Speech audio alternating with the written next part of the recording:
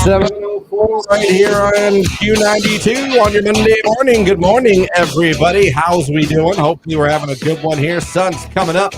It'll be another beautiful Monday here in Northeast Ohio. Our string of amazing weather continues today. Welcome to the start of your work week. Christian here, Lauren back here in studio, Jake on vacation this week. Appreciate you guys having us on this morning.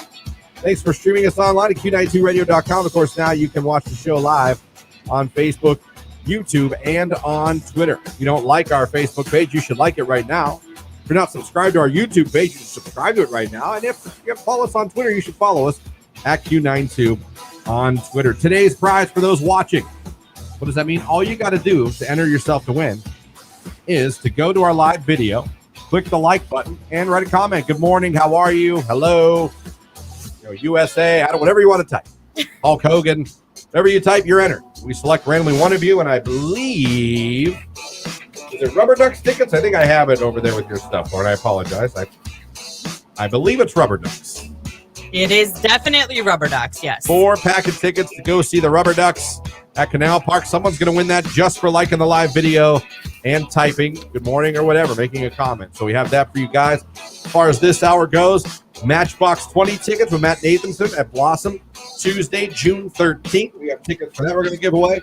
Then the 8 o'clock hour, we got Crack Egg Trivia like we do every Monday. And then we have the 8, 9 o'clock hour. If you're wondering, when are they going to do it? That's when. We're going to get finalists for those tickets to see Taylor Swift in Pittsburgh on Friday, June 16th. When the Eras Tour comes to Pittsburgh, we've got tickets for the Friday show. We're giving away Thursday. You got to become a finalist for a chance to win. And you've got 2 with us today, 8 o'clock hour and 9 o'clock hour. Also the 9 o'clock hour. Man, there's a lot. Missed connections from Craigslist.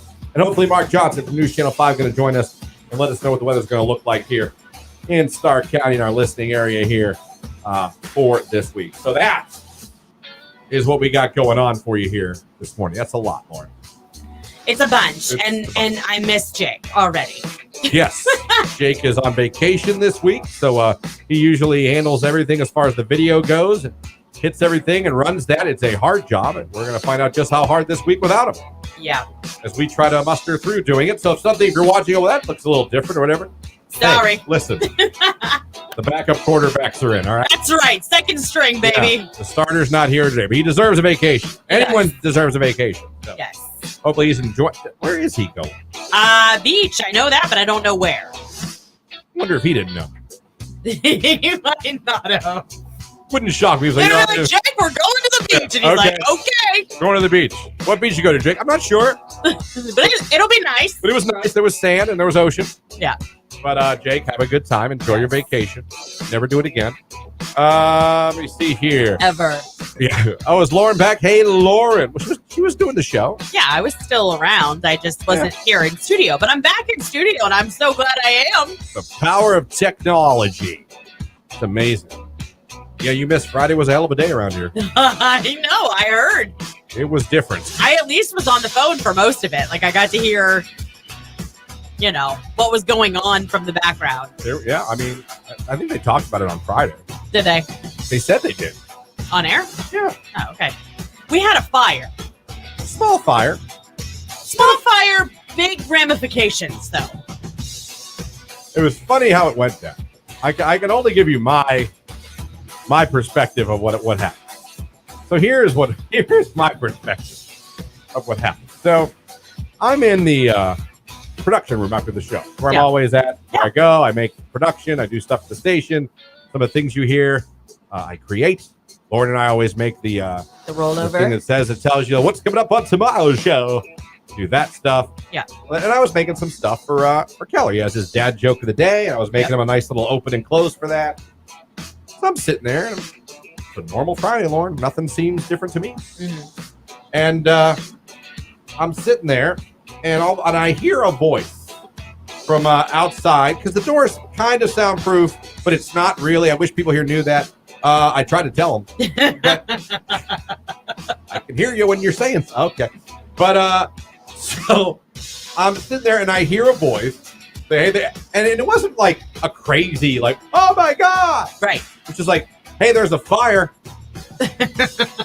I don't think nothing of it because I'm just like, for whatever reason, I'm like, that could mean a million things. Really? I swear to God, I was just like, that could be funny. I think it really only means one thing. I'm not saying you're wrong. I'm just saying, for whatever reason, nothing really set off any alarm to me. Okay. I was just like, okay, well, all right. Well, You just kept working.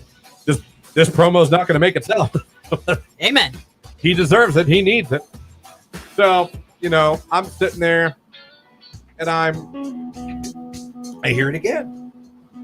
There's fire. Whatever. I decide finally to get You're up. just like, oh, okay. And I look out the door. I don't see nothing. I don't see anything. I don't see smoke. But then I go, and I smell something. Yeah. And I go, huh, that smells electrical. That smells like bad electrical. Yeah.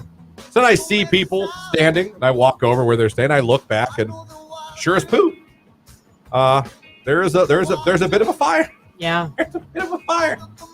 And it was funny because we have obviously a extinguisher back there that's for electrical fire. Yes. Specializes for As that. we should. There's a lot of electrical stuff back there. Yeah, and I saw Keller grab it, and I felt bad because he had that.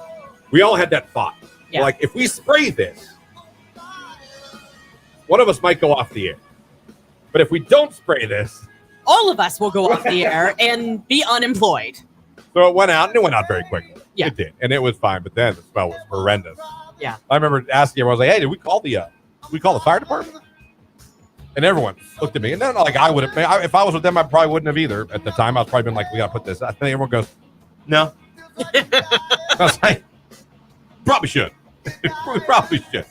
Then this weird debate came up, Yeah. and no one was like fighting, but this debate was coming up of like, "Well, call the Alliance Fire Department." Nope, call the Lexington Fire. We're technically Lexington. Yeah. Like, how about we just call one of them? Right.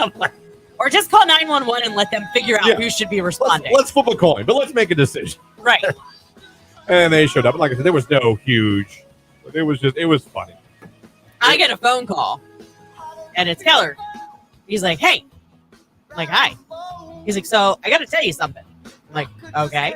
He's like, I already tried to call our GM. I'm like, okay. He's like, so you're next in line.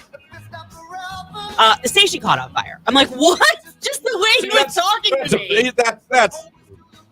That's a bad lead. He's like, we had a fire by the AM transmitter. I'm like, oh, okay. That's better than saying. I'm like, is everybody okay?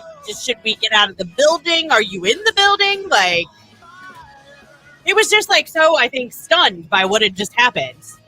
Well, yeah, no. And then they came, and there was no like I said, there was nothing crazy. They came. When he hit it with the fire extinguisher, he got it out pretty good. But there were steps that had to be taken after right. that. So the fire department was there, and the 2 trucks pulled. It was kind of cool, actually. Yeah, I saw it on Nicolina's story. I'm still like a kid. I'm like, ooh, a fire truck. Right. Ooh, it's here. Can I climb up on the back of It it? was awesome. And then I decided, like, well, I got to finish this promo. So I go back. You went back to work? Yeah, back in the production room. I heard it was real super stinky in here. In here, not so much in that room. I mean, right now it sounds like we're in a vortex. You guys can't hear it, but like everywhere we have these industrial air cleaners that take the scent out. They ran all weekends, but it literally sounds like we're in a vortex. If I take my headphones off, it's super loud. I feel like it's after the show. It's going to be like after a concert when you walk out and you're like, what? Huh? You know what I mean? Like, it was very interesting. Yeah. It was an interesting Friday. Good way to start my weekend. Yeah. So that was my weekend. And but it's okay. Yeah. We're all good. Obviously, we're high. Hello. No problem. And we were actually back on RAM was back on the air very quickly. Yeah, they were able to convert it over. Yeah. I was like, yeah, good. Very good. But yeah, that was interesting. I don't know if anyone's ever had something like that happen at their job, like an actual fire or something like that, or a flood or something, like a real thing happening where you work. But that was interesting. I'm trying to remember. No, just like big power outages. Actually, the one day I felt like a kid again at the place that we used to work because Squirrel sacrificed himself for us to have the whole day off because the power company couldn't come out like immediately and fix it. So we were like, yes, they actually let us go home. Did they? Yeah. I was like, yes. So he like bit into the wire or something, or just He like ran across it and I think got caught in a transformer or something Ew. because it blew. oh We heard like the pop, you know what I mean? So it was like literally right across the street from our building. damn. Yeah. Poor guy, but I know. Day off for you. Yeah. So that's what happened here on Friday. But now it's Monday. It's good times. And we got you till 10 a.m. Glad to have you with us. Thank you guys for having us on. It's Q92. Are you ready for it? She has the biggest tour of the year, and Q92 is good.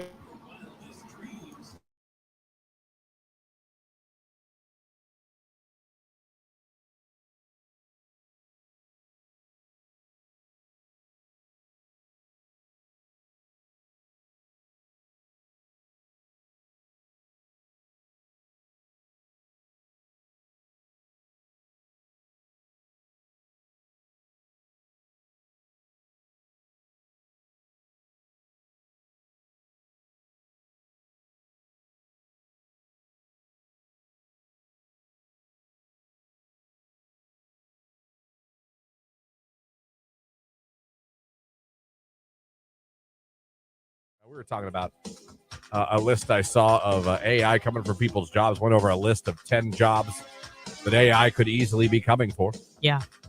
Talked about RoboCop. We talked about Terminator. We talked about Johnny Number 5. He's alive. Great movie, by the way. Yeah. You saw Short Circuit, right? I did, but I mean, it has been a very long Hot minute. time. Yeah. Text, do you have the My AI on Snapchat? You can't delete him. Yes, I've seen him on there. He's appeared on Snapchat. Snap wants to now, get on the old AI craze. So, yes, I've seen him. I've asked him some funny questions. He has answered, has others. It's kind of funny. But, yeah, that's shown up now. Again, good and bad. I get a little nervous sometimes because, like I said, I'm afraid these robots are going to get too smart for their own good. Well, I mean, listen. So you've got Elon Musk, right? He's a very smart businessman, knows quite a bit about the internet, about auto population, things like that with Amazon, right? He even said, we need to slow down because this is dangerous. Yes, he did. Him and a bunch of other tech people. To me, I feel like that's the equivalent of a doctor telling you need to slow. Like, he knows that is his realm, that is his world, and he's going, hey, pump the brakes. I think we should pump the brakes. I think we should be very careful. There's a lot that could go very, very wrong if it's not done properly. I agree. But I also know us as humans. And how would it not lead to potentially weakening our national security? I don't know. There's so much in that aspect that makes me very nervous.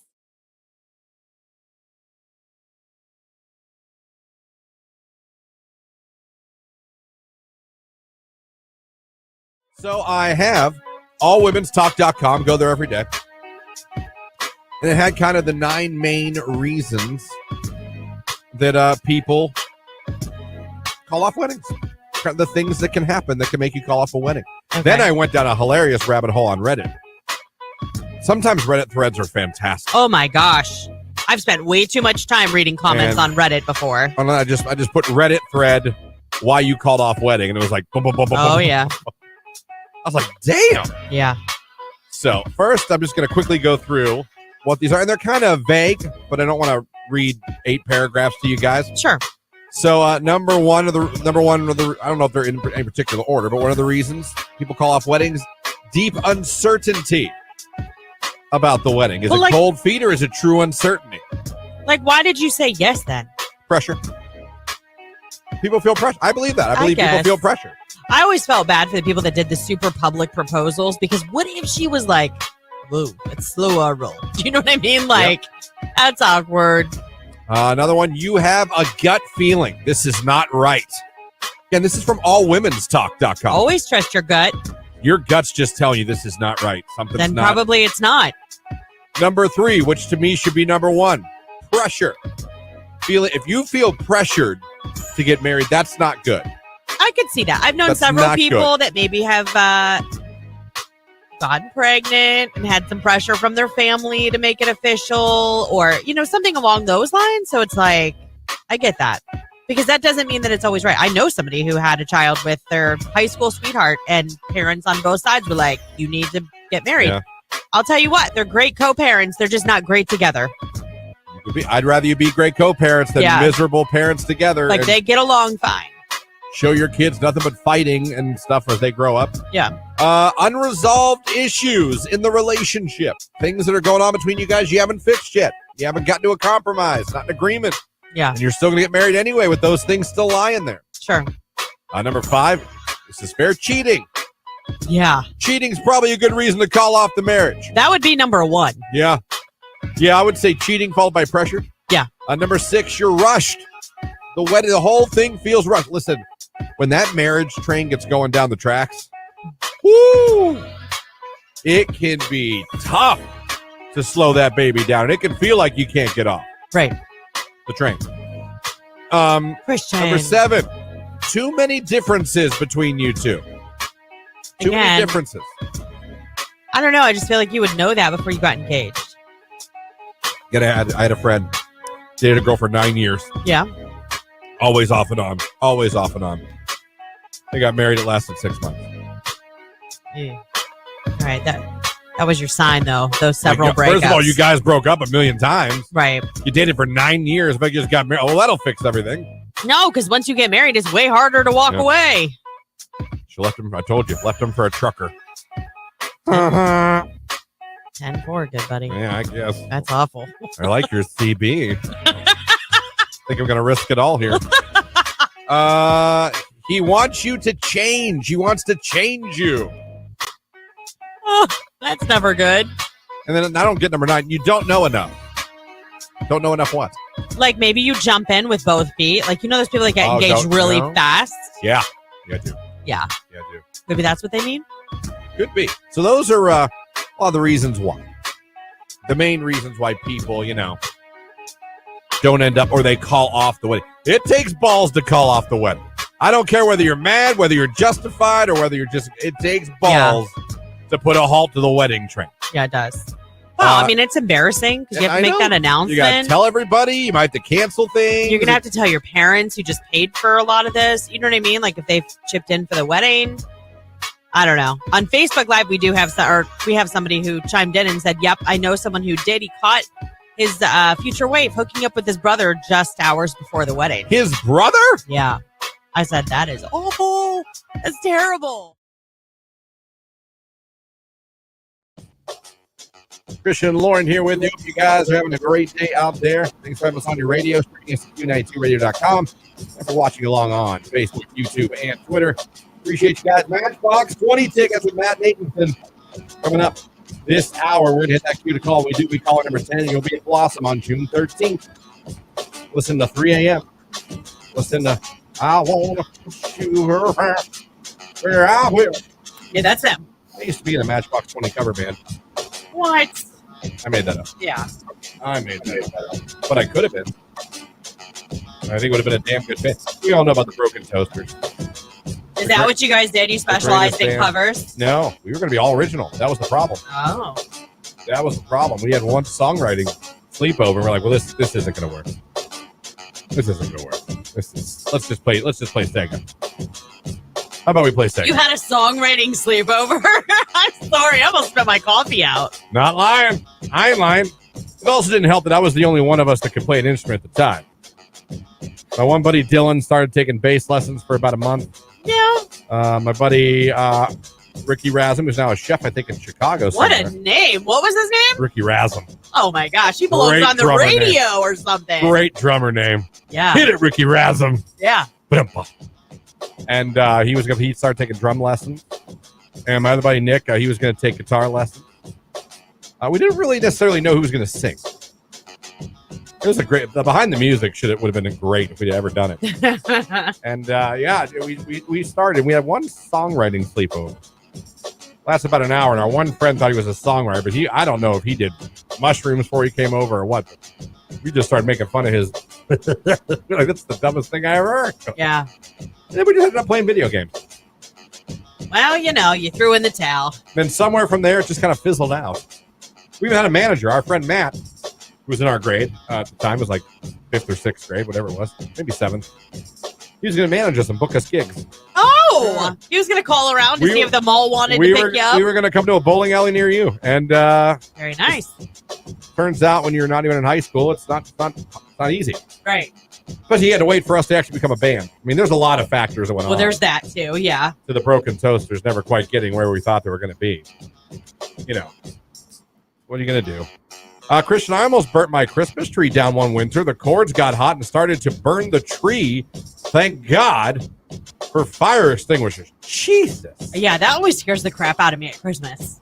I drive my husband nuts because I'll be like, did you water the tree? Yes. Next night. Did you water the tree? Yes. He's like, you realize you can check, right? Like, you can see if there's water in there. I'm like, yeah. You could. I just prefer to ask. I mean, if cords got hot, that can happen. Oh, it can go. And Christmas trees go up fast, man. That's so scary. They do. That's why I like the old fake ones. Not that they can't catch on fire, but it'll take a little longer. It's a metal frame. Yeah. But yeah, I'm sure a lot of you have experiences with fire. We just had one. This person had one. Who else has had experiences with fire? Who's had to deal with a fire in their life? Like, oh my God, there's a fire. I mean, that scares me. I'm telling you, like house fires, any kind of a fire scares the crap out of me. Yeah. No, it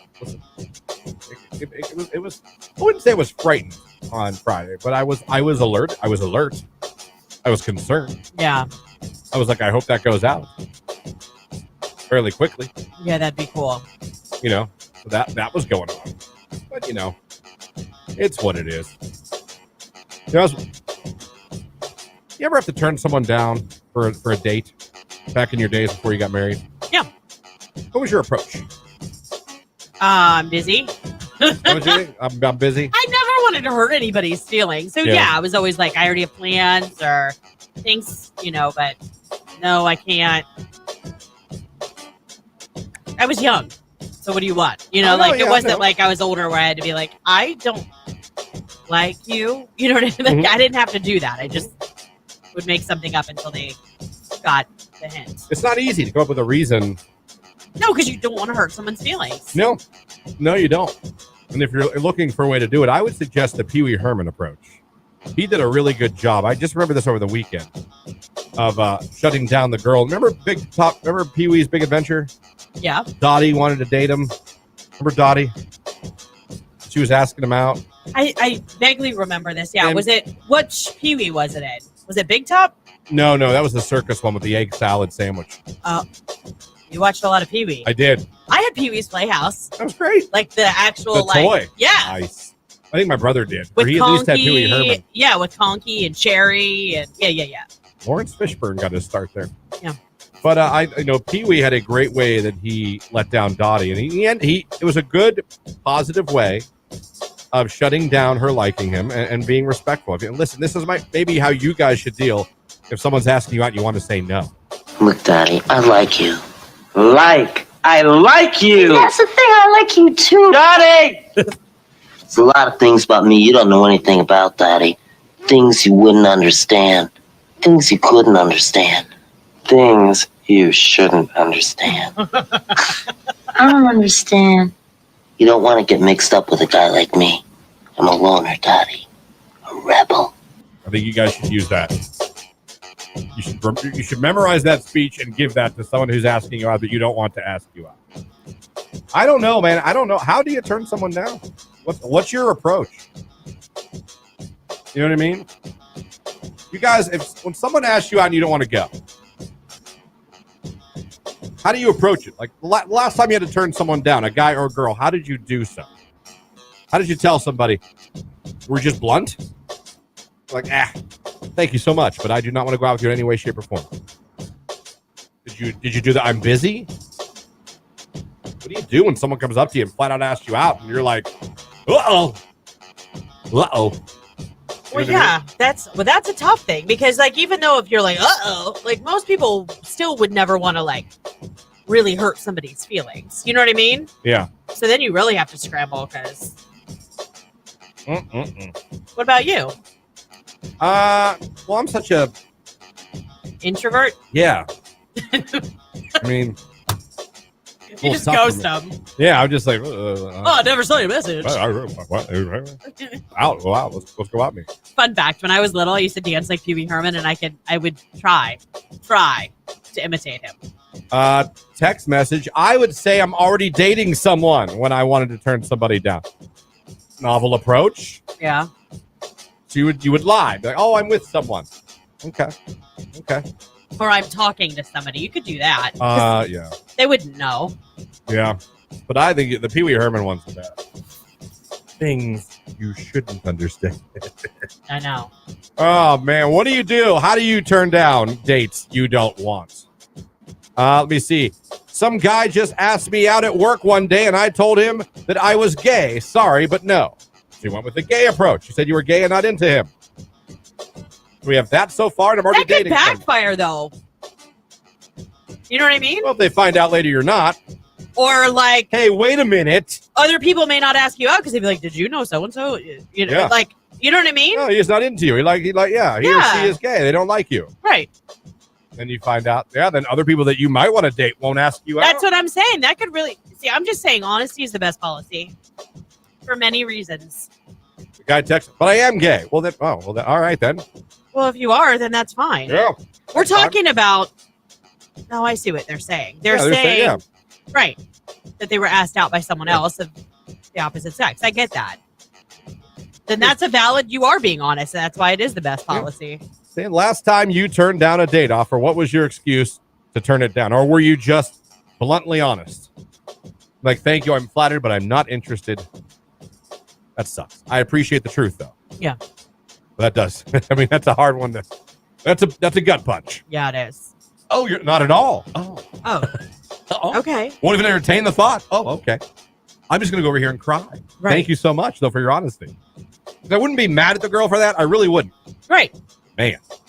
I'd rather have that, though, than be played with. That's true. It'd be like drug along or I'm with you on that. I'll take the gut punch over the make a fool of me any day. So, how did you turn down who asked you out? 330-269-9292. You can call 330-450-9292 or leave a comment on Facebook, YouTube, or Twitter. Someone asked you out. You didn't want to go. How did you handle it? What did you say? Let's take a look at sports on Q. This is a Q92 Sports Break with Christian Bigglesworth on Q92. The Guardians beat the Twins 2-1 yesterday. The Guardians are now 27-32 on the year. They're off the day before starting a series at home with the Red Sox tomorrow night. The Akron Rubber Ducks beat Hartford yesterday 3. This is a Q92 Sports Break with Christian Bigglesworth on Q92. The Guardians lost to the Twins last night 7-6. They're now 25-31 on the season. They'll play the Twins again tonight at 8:10 p.m. Aaron Savali will be back and starting for Cleveland tonight. The Akron Rubber Ducks lost to Hartford last night 4-3. They're now 22-25 on the season. They'll play Hartford again tonight, 7:05 first pitch at Canal Park in Akron. The Nuggets beat the Heat 104-93 in Game 1 of the NBA Finals last night. Game 2 is Sunday night at 8 p.m. on ABC. And tomorrow night is Game 1 of the Stanley Cup Finals between Florida and Vegas. They drop the puck at 8 p.m. You can watch the game on TNT. That's a look at sports right here on Q92. Rent them at Sifo Lake and Walborn Reservoir.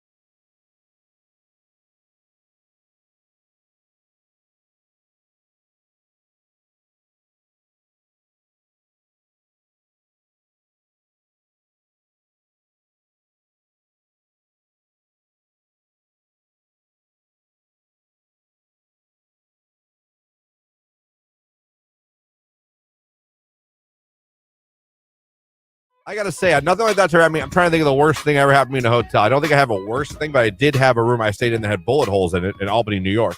Are you serious? Yep. When I did radio for Arena Football, we didn't always, it was like Arena Football.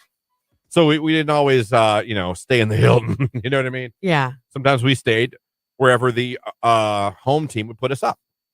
And sometimes home teams thought it was funny to put us, and we would do the same. Suspicious. I think there was a team that did that to us, I believe. And maybe it was Albany. I might be wrong. What was awesome is then they had to come to Youngstown to play us. We put them up in Cleveland. We put them up in Cleveland. I was going to say. Made them drive down from Cleveland to Youngstown for the game. Oh, that's funny. Well, I thought that was kind of funny. I was like, well done. Yeah. Little subtle revenge there. Yeah. Enjoy your hour bus ride to the arena. Have fun. When we could have put you in a hotel in this town. Right. So I remember that. It smelled. It was very dirty. And it had bullet holes in the wall. Oh, my. I've never had anything like that. Yeah.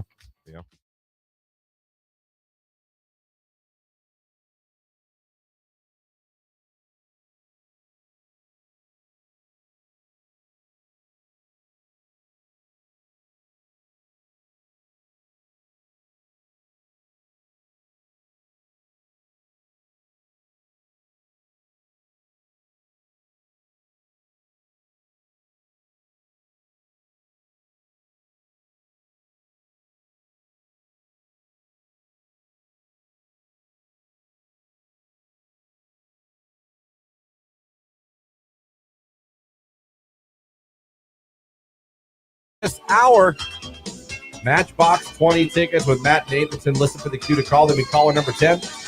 He'll be going to Blossom on June 13th to see Matchbox and Matt Nathanson. It'll be a really good show. Nice summer show.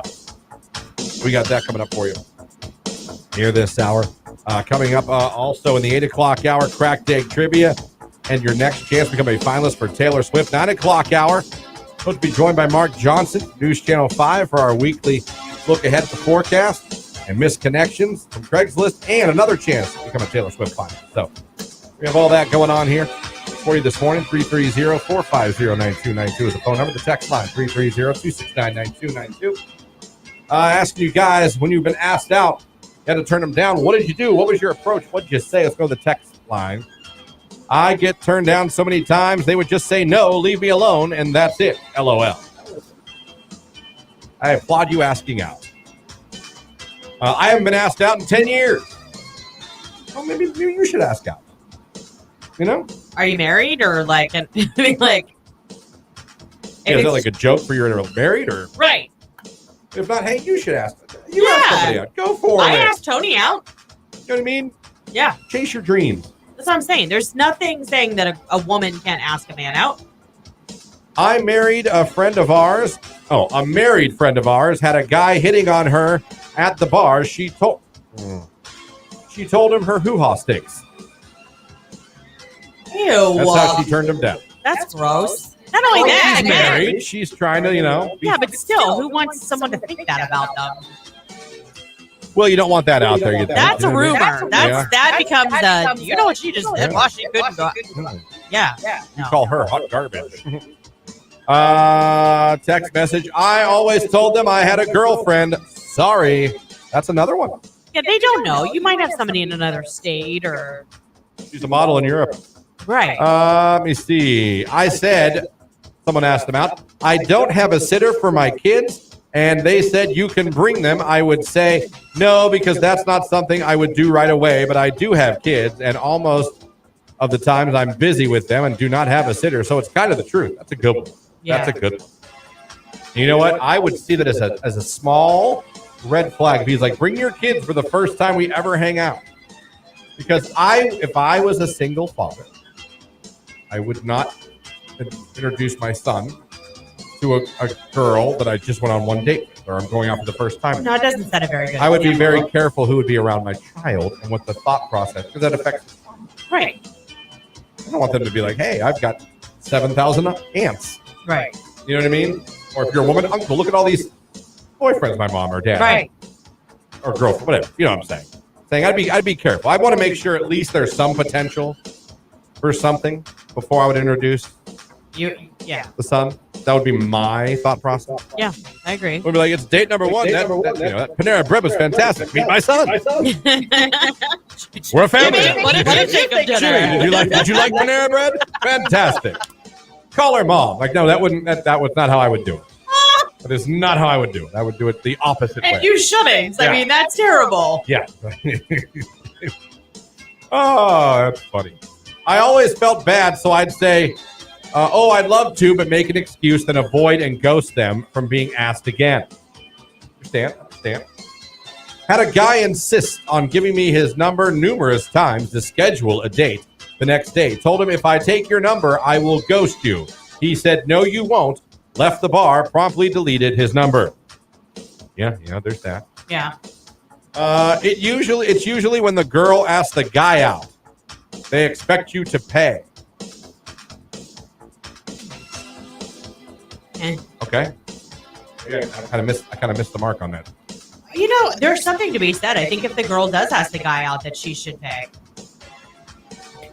Listen, I feel like I agree with you. Whoever asked for the date. I offered, because I asked Tony out. I offered, and he was like, no.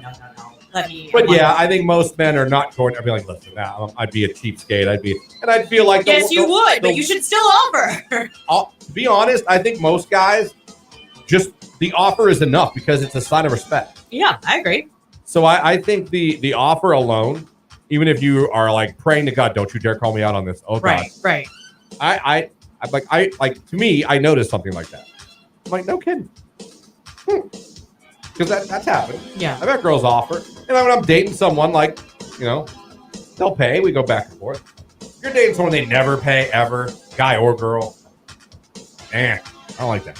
Something about that. Yeah, I agree. I think it should be. Never, ever will pay for anything? Right. Mm-mm. I think ghosting is very childish. Just say not interested. No thanks. Spare feelings being hurt, but that's not always easy for women. See, I've said this before, and it's not necessarily a popular opinion. I'm not hugely against ghosting. No, I know. You've said that before. I'm not hugely against ghosting. And I'm telling you now, obviously, life has changed for me, but a couple years ago, I was the bachelor. Of course I've been ghosted. If you haven't been ghosted, God bless you. That's never happened to you. Of course I've had a girl I was talking to for a day or two and thought everything was cool, and then, like, no response. I went, oh. But I quickly was like, oh, I see. I feel like ghosting's really rude, but... Why? What, do you got to call me and, like, give me a big speech on why you don't want to talk to me anymore? And again, I know that's probably not the popular opinion. I feel opinion. like it's about respect, though. Just being like, look, man, I don't feel like this is working out. Like, I think you're a nice person. But girls don't want to have that conversation. And guys don't either, I'm sure. It's not a fun conversation. I could get that, too, but I don't know. I just think it's about respect. And that you should say something instead of just disappearing. Yeah, if we were dating for, like, months, but if we went on 2 dates. Okay, I could see that. I see your point there. If we went on 2 dates and you, like, decide to ghost me, like... Yeah. We went on 2 dates. Yeah. Okay. That sucks. Well, that's embarrassing. Yeah. That's a loss. But I mean, I don't know. I've never totally been against ghosting. I don't know. For a couple of dates, I can see what you're saying. But yeah, I feel like if you've gone out on 4 or 5 and it's been over the course of a few months, probably it's the longer it goes, the less you should go. But I think if you're like 1 or 2 dates in, even 3 dates in, I think ghosting's fine. I think it's on us to read the room. Right. Read the room. They're not busy. If you like someone, you're not too busy to text them or call them. Yeah. You know what I mean? Mm-hmm. Oh, I've just been busy. No, you haven't. First date is always Dutch. Too many girls will accept a first date despite having no interest, just for a free meal or drink. I don't know. Are girls that interested in a burger and fries? I mean... I guess maybe it depends on what time of the month it is. There's like a few days a month that I am definitely interested. You know what? I am willing to sit through dinner with you, you disgusting human. I sometimes feel like ghosting somebody is the safer option. Some of these people are absolutely unhinged when you turn them down. That's true too, though. That is true. Oh, yeah. That's You've seen it on DM Dummies. When they get ghosted, then they get mean. Yeah, they go right to ignorance. Yeah. 100% right. Situationships just seem to avoid the question. Then send memes. You're a situationship. You got to understand, it's a situationship. What's that mean? kind of just friends with benefits. Kind of just. Oh, You I didn't know hang that's out. what we called it. Okay. You hang out, maybe, but you know, we both know this isn't. That's tough because someone usually always ends up getting feelings. Yeah, that's true. You know. Yeah. Just because you do doesn't mean the other person's going to. Right. It could be. Maybe. You could also be. I don't know. Let me see. There's always the block button to kids. You can always block somebody, unfriend them, unfollow them, whatever. A lot of ways to go about it. Yeah. I don't know what the right one is. To each his own. It's kind of like, what's your flavor? Me, early on, I have no problem with ghosting. And I'd rather have a girl tell me, I'm not interested, this isn't going anywhere, than, because I guess you always would feel a little dumb, but I really hate feeling like a fool. That was always my thing. I think most people hate feeling that way. A girl like, I don't want to say leading me on, but whatever you want to call it. And then it going nowhere, but you not telling me like trying to like talk to you like a fool. And you could have just been like. Yeah, I agree. You don't want to feel but stupid. I also think there's a part of me that has to read the room too. Yeah. Like, okay, the girl that you were talking to all day, every day on your phone suddenly barely talks to you. And it takes something's up, yeah. It takes you like sending a couple to get a one-word response. Like, probably not because she can't stop thinking about it. Probably because she already has stopped thinking about it. Right. So, yeah. It's tough out there in the streets, kids. It's tough out there. Coming up very, very soon. And I mean extremely soon. We're going to be hitting that cue to call. I'm giving away tickets to Matchbox 20 with Matt Nathanson at Blossom on Tuesday, June 13th. That's coming up here on Q92. Be warned that once you pick up a refreshingly cold drink from McDonald's,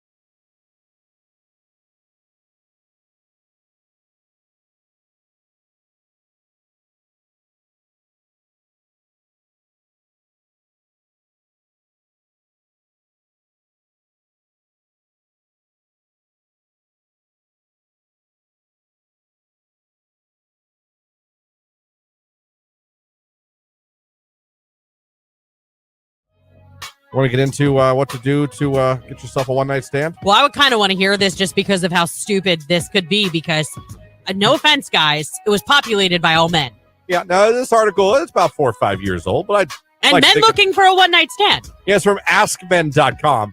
Now, the title of the article is How to Land a One-Night Stand. It says, struggling to get lucky?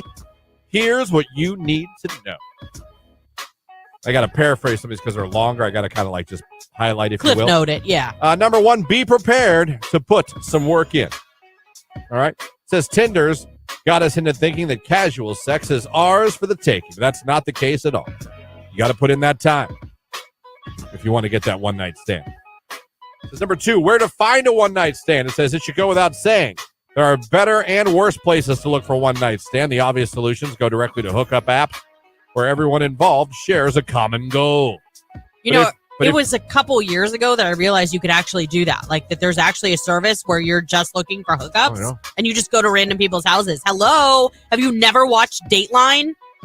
I have, a bunch of times. Well, I know, but do the users on those apps, have they ever watched Dateline? I think you should watch Dateline before you sign up for a service like that. It says, but if you're more of an in-person kind of guy, or if you've tried the apps without success, there are some places worth checking out. Bars and clubs where people go to blow off steam and have a good time are a great place to start. House parties are another great option. If you're lucky enough to get invited to a wedding, well, lucky you. Weddings are great places to meet single people looking for a good time. So wait, Wedding Crashers was onto something? Apparently. Yeah. Number three, do not race to seal the deal, gentlemen. Do not do it. Recognizing that a woman finds you attractive or intriguing is not your cue to race to the finish line. Unless your life expectancy is 4 hours long, bolting from the dating apps to the bar to the bedroom only suggests to a woman that you have minimal lasting powers in the sack. Yeah. So don't race to seal that deal. Number four, make it worth her while not just yours. Don't be selfish if you get to have a one-night stand. You know what I'm saying? Yeah. Hopefully you understand that. I don't want to get into details. Nope, I get that. Let me see. Number 5, stay the right side of filthy. When it comes to the wildness of our abandoned, experts agree that both sexes frequently feel emboldened by casual sex's fleeting nature. On a one-night stand, a woman might feel more comfortable saying something. No. There's some things you're supposed to say, but I'm not going to say those on the... Oh, my God. No. So, number 6, consider staying the night on your one-night stand. Isn't that kind of weird? Is that like, I thought that was like a no-no. Bolting as soon as it's over is anticlimactic and rude. And I've got work in the morning is a cliche get-out-of-jail card. Yeah, but, I mean, most people do have to work the next day. They do. And not only that, I think with one-night stands, at least, I mean, I'm not real familiar with them. But I don't want the person staying over. Well, I was just going to say, you don't know them very well. You'd be like, let's go. We don't know each other. We met each other tonight. No. That's weird. No with a side of no. That's not. Do not fake emotion. Don't lead her on. You know what I'm saying? Keep it what it is. Right. Like, don't say, well, I hope we get to see you again. My If God, you don't I love really you mean so it. much. Right. You're the most amazing woman. I want to see you every day for the rest of my life. I love you. Let's have sex. Number 8. What to do if you catch feelings? A one-night stand. It can happen. Says there you are determined to be cool and nonchalant of the bachelor lifestyle. You end up meeting a woman who's attractive, smart, funny, and so electric in bed. You want round 2. Life is so unfair sometimes. It says don't blame your personal resolve. A study in Archives of Sexual Behavior found 45% of men actually hoped their one-night stand would become a committed relationship. That's almost half. Really? How's about that, ladies? You've read us wrong all these years.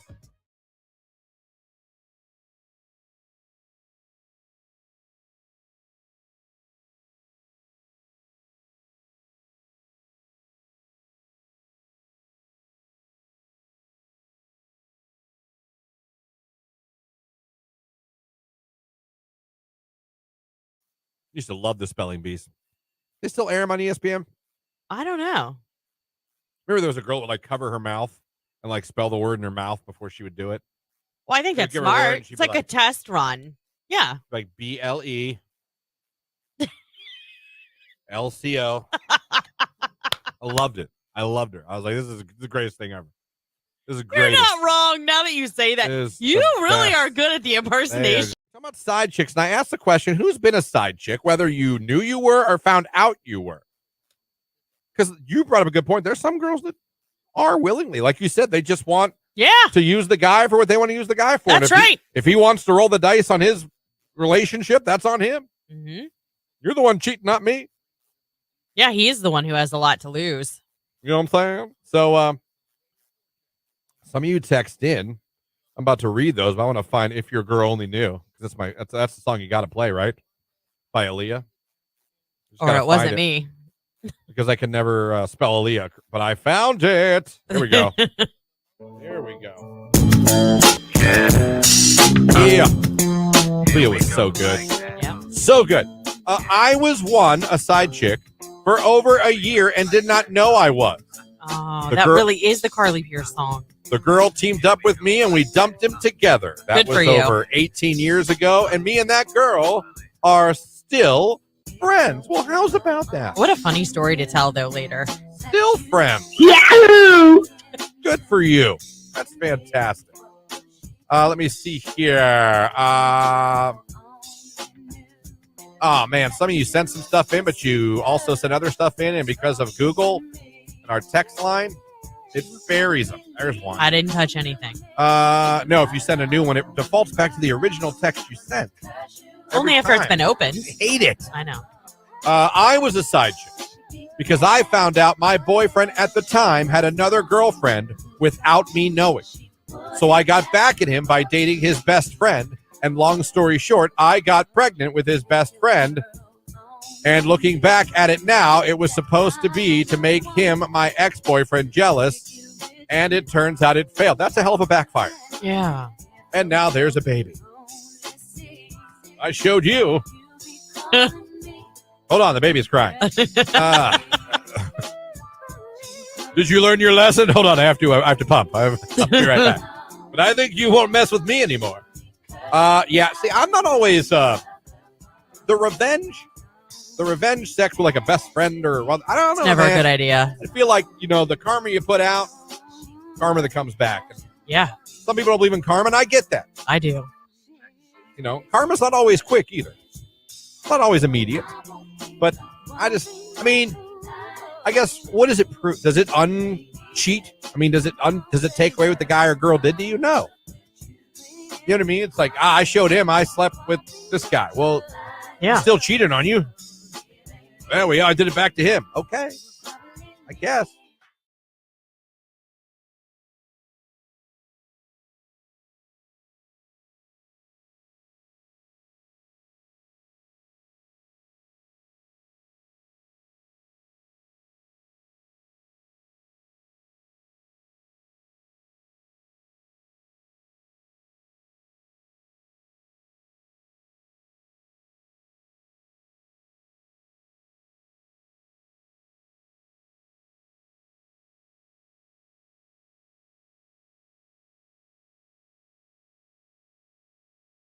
Be careful next hotel you go to. Okay. This went viral. Was it Nashville, Tennessee? A hotel guest alleges he woke up to find the night manager of the hotel not only in his room but licking his toes. Shut up. That would be a quiet morning show if I did that. Oh. Yes. You're funny. A Nashville dad hotel jokes for guest. days. CBSnews.com, but you can find this on every website ever.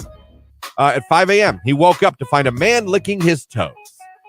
And now the hotel's night manager has been arrested and accused of sexual assault and is being sued along with the hotel. When the guest, whose name is Peter Brennan, who I wouldn't have given my name if I were him, says he woke up to the disturbing scene, he immediately started yelling, and the man left his room. Duh. The suspect was identified as David Neal, who was the nighttime manager at the Hilton in downtown Nashville. Woo. So we're not talking about like some like Red Roof backwoods. Yeah, you know what I mean? Like, Highway 6 motel. Nights in, you know what I mean? Nothing like that. Like in some like farm. We're talking about downtown Nashville. And in the Hilton. The Hilton in downtown Nashville. When did this happen? Over the weekend. Oh, I wonder if he was there for Taylor Swift. Over the weekend. I mean, come on. That's disgusting. It is. I would kick somebody in the face if I woke up to that.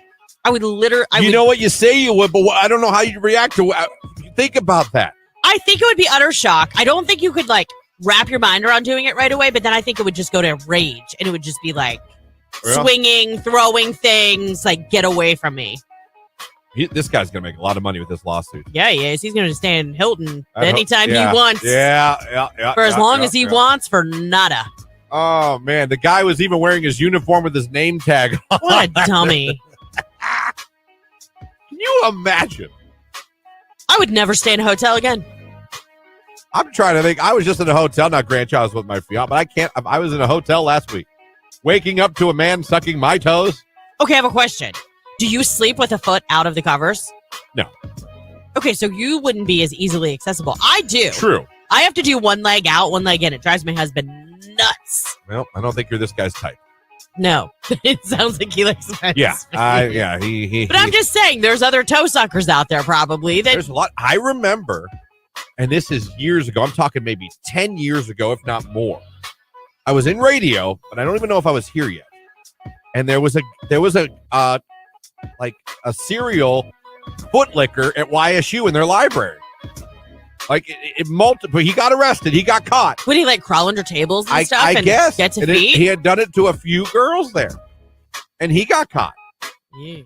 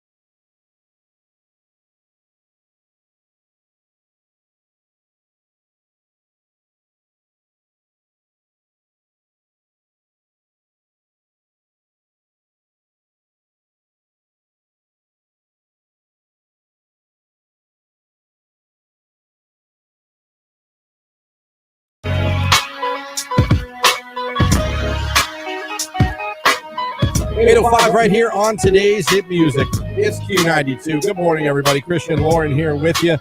Hope you're having a good start to your work day and your work week. 330-450-9292 is the phone number. The text line, 330-269-9292. Thanks for having us on your radio. Thanks for streaming us at Q92radio.com. And thanks for watching us on Facebook, YouTube, and Twitter. We appreciate you guys checking out the show any way that you are. Big hour coming up. We have Cracked Egg Trivia coming up here in the next 10 minutes. Then we are going to be getting a finalist for a chance to win tickets to see Taylor Swift in Pittsburgh Friday, June 16th. That is the Friday show in Pittsburgh. Want to win them on Thursday? You got to become a finalist between now and then. And if you are a finalist, answer your phone Thursday morning if we call you, because it's really, really, really good. Life-changing news, you could even say. Come on. So that's what's coming up on the show here this hour. 9 o'clock hour. Missed connections from Craigslist and Mark Johnson. Hopefully going to join us and tell you about the week ahead for weather. We have that for you. And glad to be with you here. 6 minutes after 8. It's Miguel and Sure Thing. It's Q92. Love me like a brother, treat you like a friend.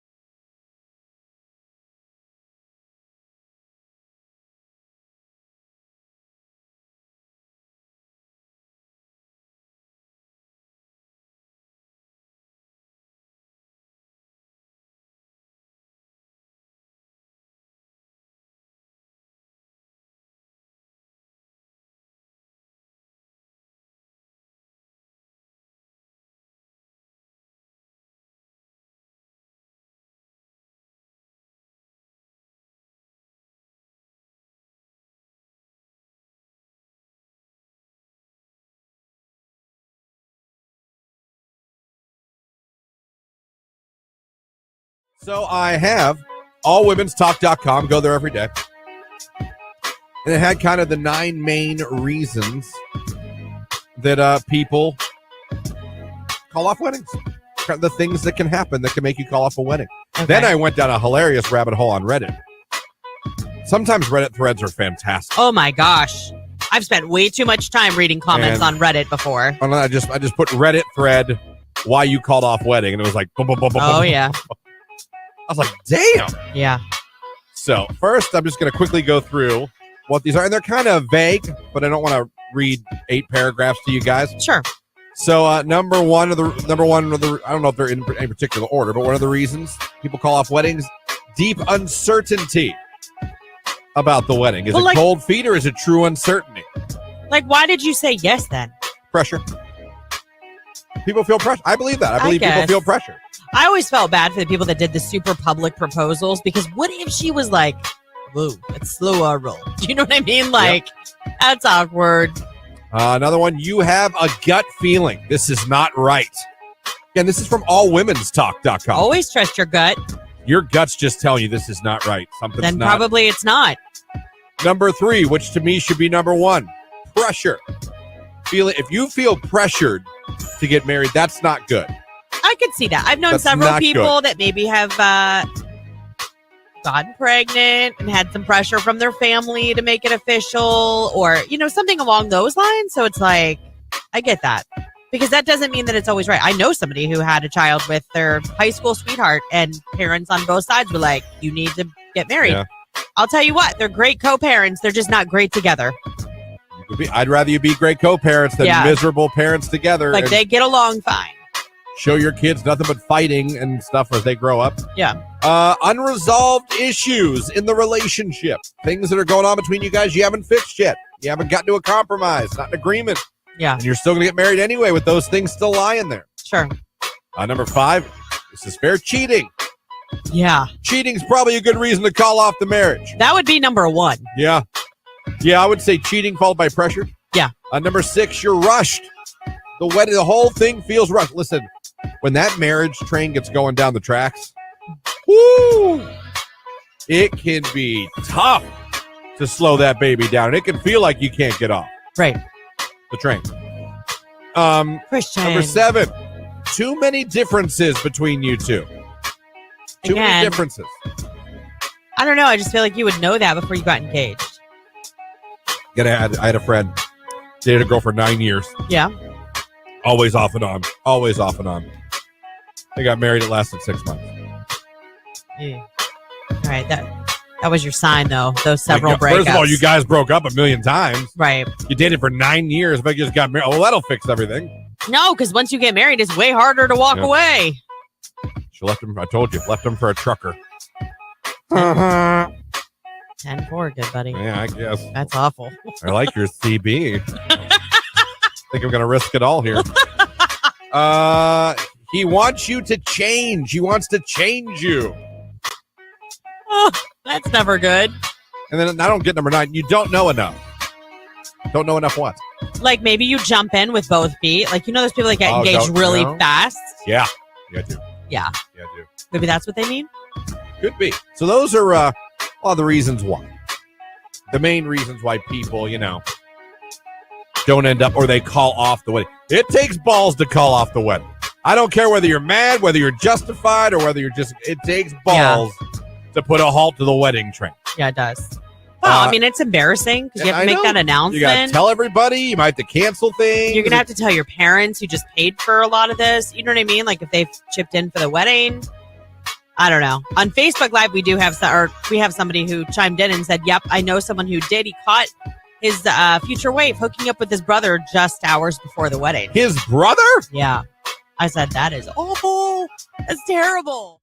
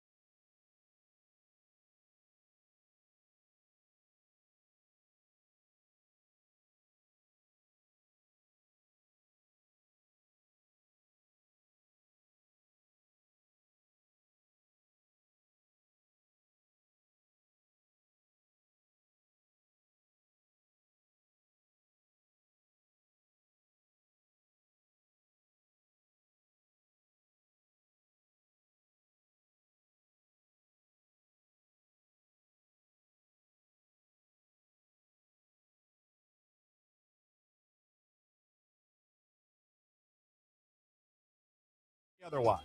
Like, will you eat any other cookie other than chocolate chip? M&M. Okay, but no, like sugar cookies or... No interest. I wouldn't buy them. If they were around, would I maybe have a... So, like, at Christmas time, does anybody in your family make the Christmas cookies? Like, will you eat any of those? Very few. I'll eat my mom's M&Ms. She makes the Hershey Kiss. Like the peanut butter cookie with the Hershey. Okay. That's pretty about it. Oh, I don't like many cookies. You'd think I would, but no. I'm like the Sam's Club of eating. Like, there's not a lot, but I eat in bulk. You know what I mean? It's in bulk. You know what I mean? Like, he only eats like chocolate chip cookies, but he eats them in bulk. You know what I mean? It's a big eat. He won't touch those cookies. No, he won't, but he'll eat a lot of these. Like, that's kind of how it is. I see. Giant Eagle's bakery cookies are pretty good. I'm going to tell you why. And listen, I'm a Giant Eagle shopper every week. Got to go today. Got my list. I don't always like cookies in plastic because they tend to taste like the plastic. I've never had that happen. I just feel like they don't taste good. I think it's a mental thing. Yeah. My kids love the Smiley cookies from Ferraro's. I thought that was a restaurant that did Smiley cookies. Eaton Park used to do it. That's who I'm thinking of. And then Ferraro's does do them too. And then Fisher's has a Smiley cookie They do too. Yeah. Oh, surprised no one sued anybody over that. I know, right? Good for you guys. First, letting everyone just have their own little Smiley cookie. I mean, how can you sue over Smiley cookie? It's hard to say you own the smile. That's right. You know It's not what I mean? trademark. No, you wouldn't think it is.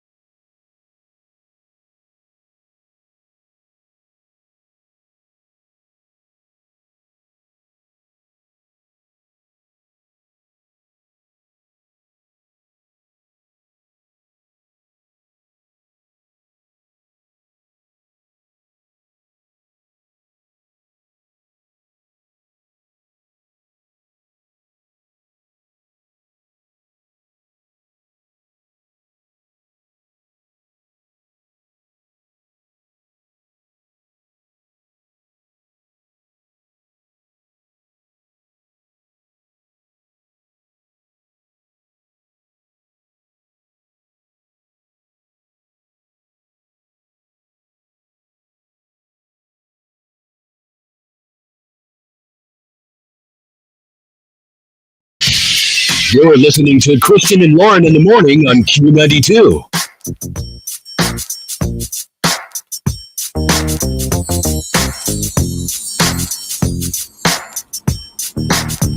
$8:16 right here on today's hit music. It is Q92. Christian and Lauren here with you. And it's time for some cracked egg trivia every Monday.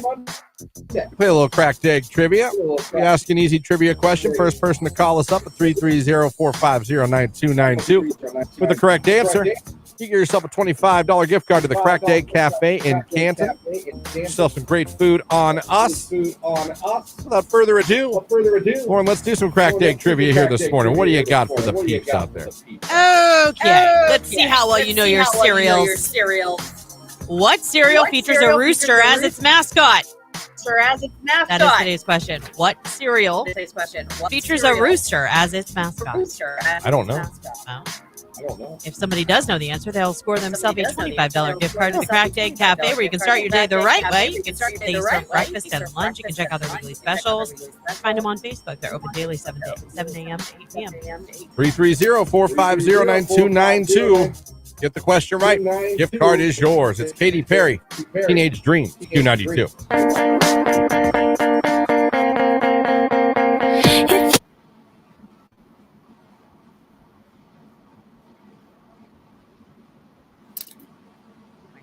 It's like my sinus is burned now. Something ain't right. Call me a sissy.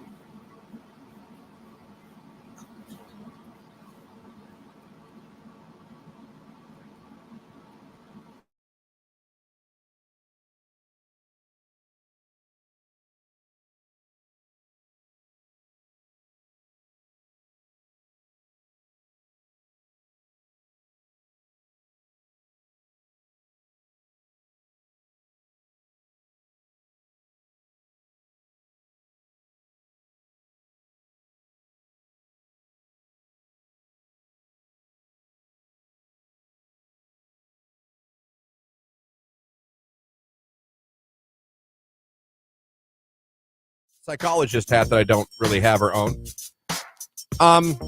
Some people, and it's sad, only feel validated or feel worth if they're with someone.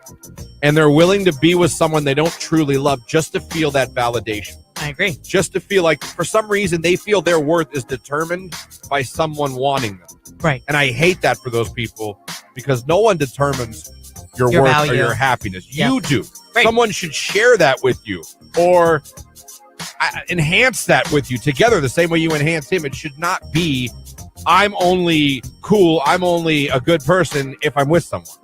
Yeah, like they have to be in a relationship because they have to have that reinforcement, because they lack so much self-esteem. Too many people that are like that. They feel like they need to be with someone to feel validated or to feel worth or to feel like they mean something. And it's not true, because that's how you end up unhappy your whole life. Right. That's how you end up sitting there one day in the house being like, I am miserable. I don't love this guy, or I don't love this girl. And I hate whatever makes people feel like that. I really do. I wish they could zoom out and see, like, you don't need him or her to make you feel good about or be worth something. No, I agree with that. It's very sad when people feel that way about themselves. Don't know what makes people feel that way. I don't know. Because I see it. I think it's a lot. I think it's history. I think maybe it's childhood, upbringing, maybe a terrible previous relationship where there was some maybe emotional abuse going on. Who knows? Yeah. But yeah, no, it's very sad when people feel like I see it. They they can't have be to be single. they have to be with somebody in order to be important or feel like I don't know. They can't be single, or they feel like, oh no, I gotta have someone. And they'll date anyone just to have that. Yeah.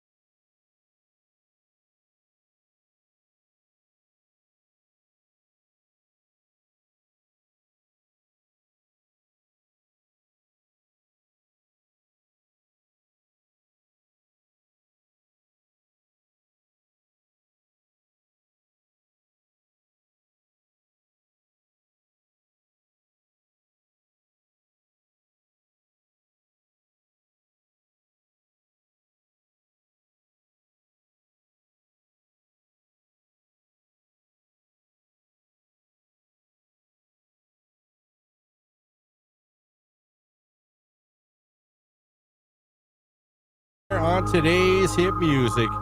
It is Q92. Saw an article, I think, last week that said something like Luke Combs is finally releasing that song to country radio. Was country radio not playing it? Well, I mean, I don't know, because that doesn't make sense. Exactly. Luke Combs is like a huge country artist. Yeah. Is not enough twang in it? I don't know. Does he have to add some slide guitar in there for you? Maybe. It's just fine, but I'm sure it's being played on country stations. Should be. Yeah. Grant you, we do a lot more crossover stuff that probably other people do. Yeah, but I think it makes If sense. it's a hit, it's a hit. But if you're a country performer, I would not play that because Right. it wasn't country enough. No, it's Luke He's a core Combs. artist. Right. Like if, Justin Bieber puts out something, you're probably going to hear it with us. Yeah. If Justin Timberlake puts out, Chumbawamba, we're going to play it. That's pretty much how it is. By the way, I got to play Kokomo this morning. By the Beach Boys? Yeah, the listeners, we call them the early risers. We hang out between 5:30 and 7. And, Yeah. they like wake-up songs. We do wake-up songs. We get going. And I've heard them. I listen sometimes on my way in, and I hear you doing them. They challenged me to play Kokomo. They basically did the "you won't do it." Myself, don't tell me I won't do it. You're such a rebel. Don't tell me I won't. So damn it, I played Kokomo. I heard that rendition of Justin Timberlake, like it or not. When you That did. was usually when I do that once every few weeks. If I come across a song, I'm like, is this good or is it stuff? It was okay. It's always like 70-30 one way or the other. This one was very split.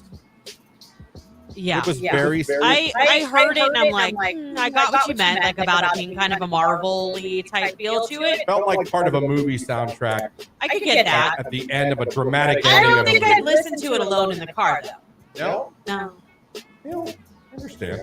It was okay. Right, it was fine. I wasn't like, Christian, what are you doing? Like, playing this crap. It wasn't like that. Text message. We the early risers. Yes, you the early risers. If you're still with us, thank God. Hey, hello. Good for you hanging in there at 8:30. Yeah. It's a little something me and the people that are up at like 5:30 do.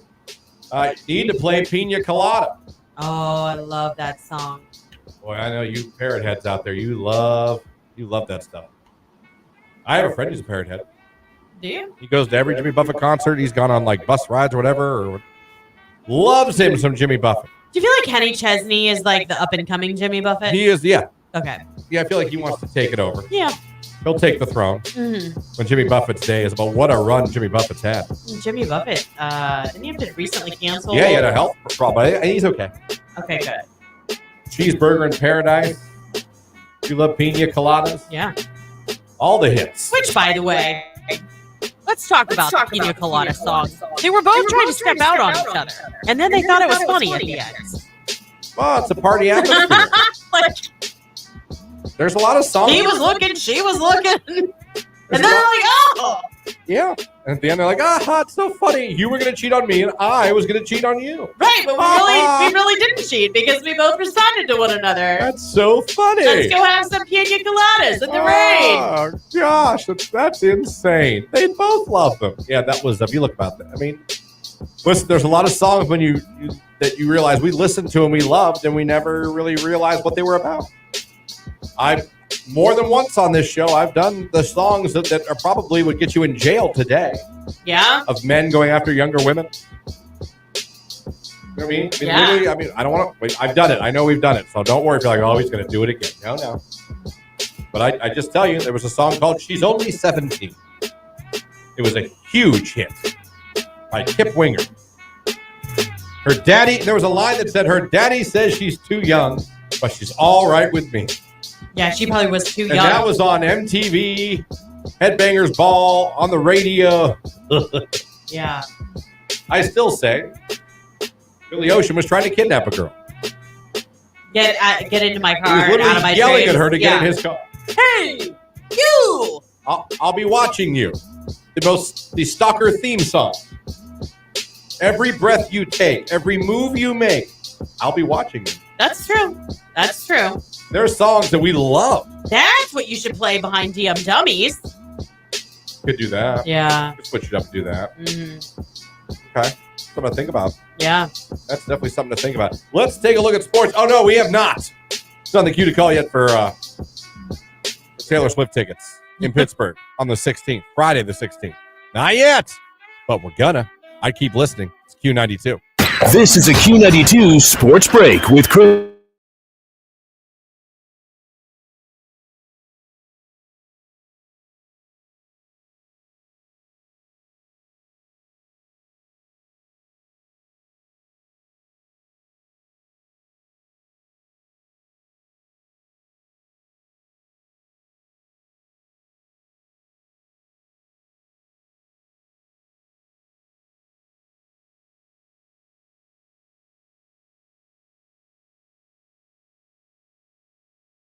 Oh my God! You just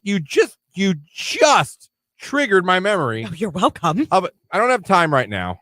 Oh, Yeah, do I? come on. I got like 3 minutes to Talk tell this fast. incredible story. Oh, well. Maybe not incredible to everybody else. I take that back. Possible incredible. No, I had a dream, and I poop you not. I had a dream that I talked NSYNC into a one night only reunion.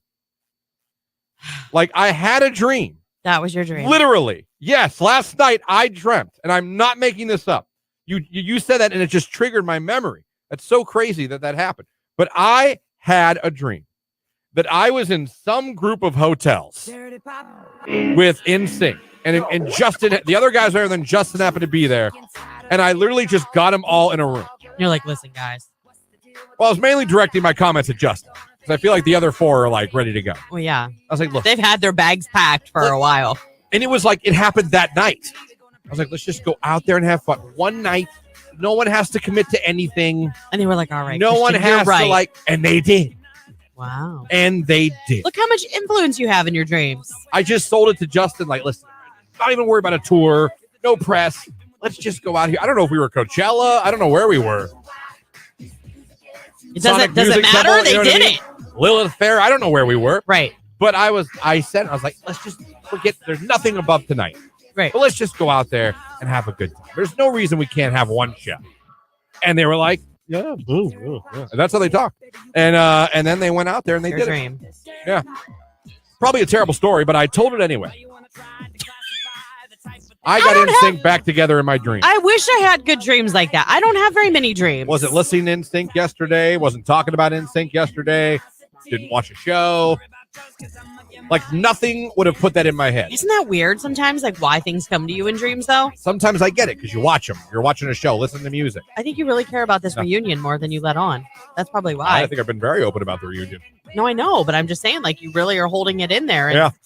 In my dream, in a hotel room, I talked them into getting back together. Good for you, man.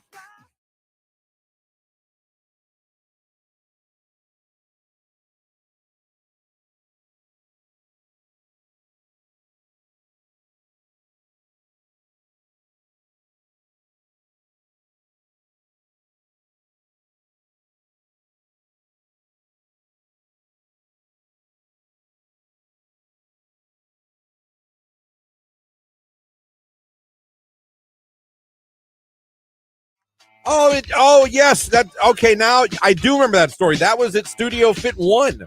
Oh my gosh, you I was getting blew up Rick's studio? no, I was getting changed. I had to get changed in my gym clothes. Okay. Oh, No, and someone and I walked in on you changing. I was in there, used the bathroom. I thought I locked the door. I swear to you, I locked the door Yeah. because I was very cognizant of where I was, and there was a bathroom, only one bathroom, and yeah, the trainer girl walked right in while I was mid-change. Not Mary. Was it Mary? No, not Mary. Okay. Mary would have laughed at Mary, and I would have laughed about it. For Okay. the day. No, but that was funny. And then I had to take the class with her after that. I had to go sit on a damn ball and bicycle, knowing this girl just walked in and saw me change it. That was fun. I bet. The whole time, like, I only right here on today's you music. It is will get into this Q92. Christian Lauren here with you on your Monday morning. Hope you guys are having a great day out there. Another beautiful day here in Northeast Ohio.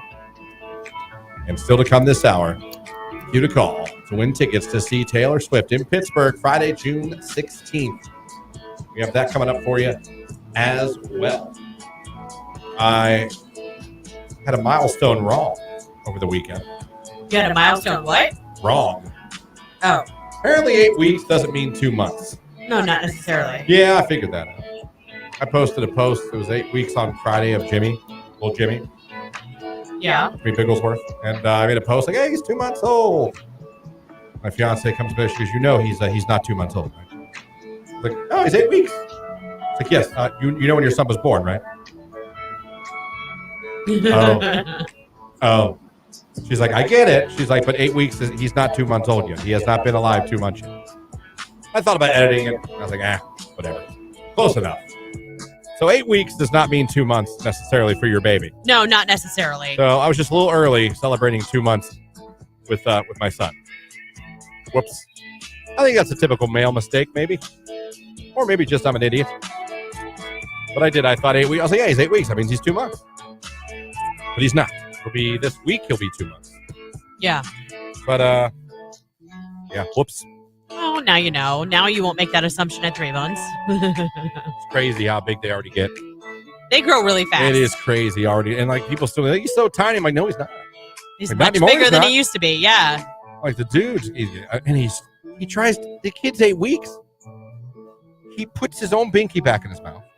Aww. And he tries to stand up, like, on his legs. Right. Like, Yeah, it's about that time. He'll start jumping in your lap and. Like, he has freaky baby strength. Yeah.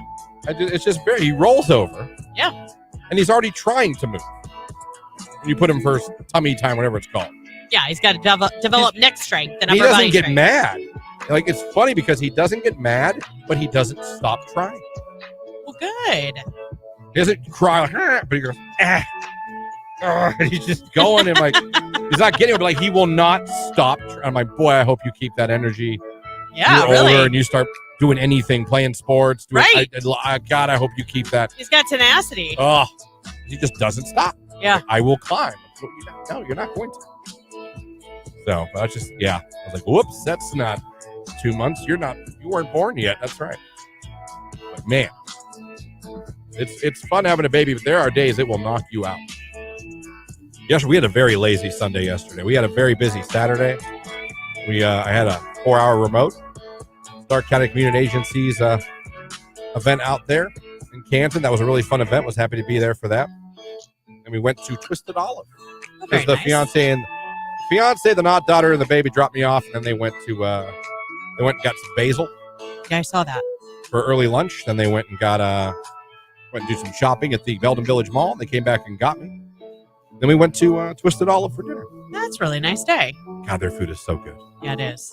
Their food is so. You were literally like right So by my good. house when you go there. We went by the airport. I kept hoping a plane would nothing. No. Every time I go by, they went by 2 runways. Like, come on. And there were people outside of their cars like they were waiting for planes to come by. Yeah. There was like this one lot. There was a car parked. They had cameras out, and they were waiting. Either they knew someone that was flying in, or they just wanted to get a picture of a plane coming in. And I thought about it. Let's just pull over. But the baby had been out for a very long time. Yeah. But man, Twisted Olive food. They have these on their appetizer. These meatballs. Oh, yeah. You can get them with. I got them without the cheese. Right. Of course. I can't explain to you how good these meatballs are. And I am a meatballs to me make or break your pasta dish. Yeah. If you don't have meatballs with your pasta dish, you're wrong, and throw your plate across the room. Because it's spaghetti and it's not spaghetti without meatballs. The hell is that? I don't love meatballs. Oh, you I mean like sauce? them. I like that. But I would rather just have spaghetti. Oh, come on. No. And I think they may have some of the top meatballs I've ever had. No, I know. And you like the ones at Gervasi, too, because I've seen you get those. I'm sure that it's very good. My favorite thing and you would be so disgusted probably, but my favorite thing at Twisted Olive is they have this avocado toast. Christian. It is so good. Fiance had a stuffed pepper there. She said was the best stuffed pepper she ever had. Oh, I know exactly what she's talking about. Yes. Best she ever had. It's like it's stuffed with risotto. Yeah. It was good. It was gluten-free. She could have it. There was nothing in there that I think there was, or they did something. They have a gluten-free menu there, which is awesome. Correct. Yeah. No, but it was just sausage, risotto, marinara, basil, mozzarella cheese, sauce. It's so good. It was the best she ever had. I've had that before, but the crab cake avocado toast is to die for. It is so good. And they were very nice because we had no reservation. It was like 4. It was already packed. They got us a seat. It was funny. They almost put us in this, not private area. Don't let me over, but like an area because we had the baby. They probably didn't want us they want us to have some privacy, and they probably didn't want us to disturb other people. But I totally. But they were so kind and checked on us so many times. Yeah. And we're just, everything okay? We can Right. move you if you don't like it here. They were great. They were Yeah. just absolutely great. Man, I love going there. you want to go to a fancy dinner that's worth every penny and that's awesome? Twisted Olive is a great place to go. It doesn't have to be super fancy schmancy, No, though. It can be. Because, like, sometimes in the summer, Tony and I will go sit on the deck and we just get a pizza. Oh, that was packed. Their decks were packed. Yeah, we'll just get a pizza and split it. Yeah, I'm not saying suit and tie place, but I'm saying, like, you're not going to go there and wear Nike shorts and a tank top. No. But you No. could wear jeans and a polo or something. Absolutely. Yeah. Man, So good, though. their patio was packed. Yeah. Packed. So, but then meatballs. Oh, chef's kiss. Folks, coming up very soon. Taylor Swift Q to Call is going to happen. You're going to hear it. I promise you. You've been waiting for it. It's coming. I'm going to tell you what. I was at my remote. I was playing Q92 out there on Saturday. Yeah. And when we played this next song coming up, and the Not Daughter first told me that everyone loves this guy, Tusi. Oh, yeah. Every teenager, every kid, everyone was singing this song when we were playing on Q92, word for word. I was like, huh?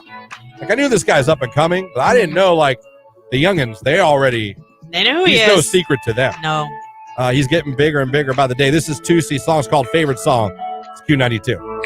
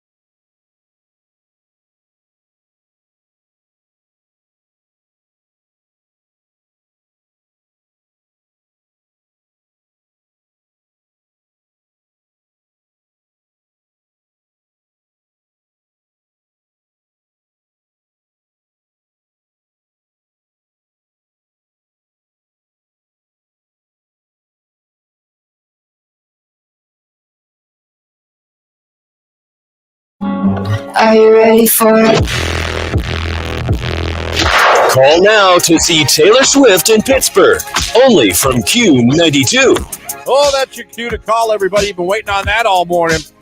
Here it is. Want to win tickets to see Taylor Swift in Pittsburgh Friday, June 16th. You have to become a finalist first. Here's an opportunity. Be caller number 10 right now at 330-450-9292. Caller 10, you'll be our latest finalist. Good luck, everybody.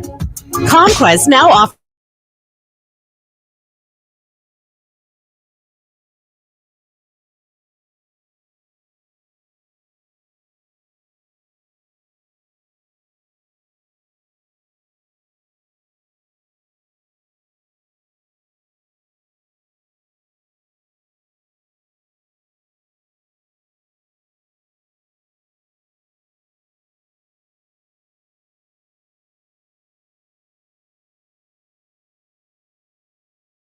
We were talking about a list I saw of AI coming for people's jobs. Went over a list of 10 jobs that AI could easily be coming for. Yeah. Talked about RoboCop. We talked about Terminator. We talked about Johnny Number 5. He's alive. Great movie, by the way. Yeah. You saw Short Circuit, right? I did, but I mean, it has been a very long Hot minute. time. Yeah. Text, you have the My AI on Snapchat. You can't delete him. Yes, I've seen him on there. He's appeared on Snapchat. Snap wants to now, get on the old AI craze. So, yes, I've seen him. I've asked him some funny questions. He has answered, has others. It's kind of funny. But, yeah, that's shown up now. Again, good and bad. I get a little nervous sometimes because, like I said, I'm afraid these robots are going to get too smart for their own good. Well, I mean, listen. So you've got Elon Musk, right? He's a very smart businessman, knows quite a bit about the internet, about auto population, things like that with Amazon, right? He even said, we need to slow down because this is dangerous. Yes, he did. Him and a bunch of other tech people. To me, I feel like that's the equivalent of a doctor telling you need to slow. Like, he knows that is his realm, that is his world, and he's going, hey, pump the brakes. I think we should pump the brakes. I think we should be very careful. There's a lot that could go very, very wrong if it's not done properly. I agree. But I also know us as humans. And how would it not lead to potentially weakening our national security? I don't know. There's so much in that aspect that makes me very nervous.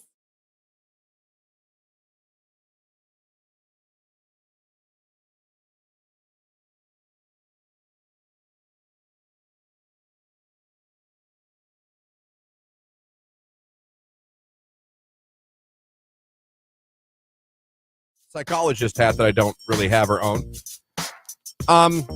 Some people, and it's sad, only feel validated or feel worth if they're with someone. And they're willing to be with someone they don't truly love just to feel that validation. I agree. Just to feel like, for some reason, they feel their worth is determined by someone wanting them. Right. And I hate that for those people because no one determines your worth value. or your happiness. Yeah. You do.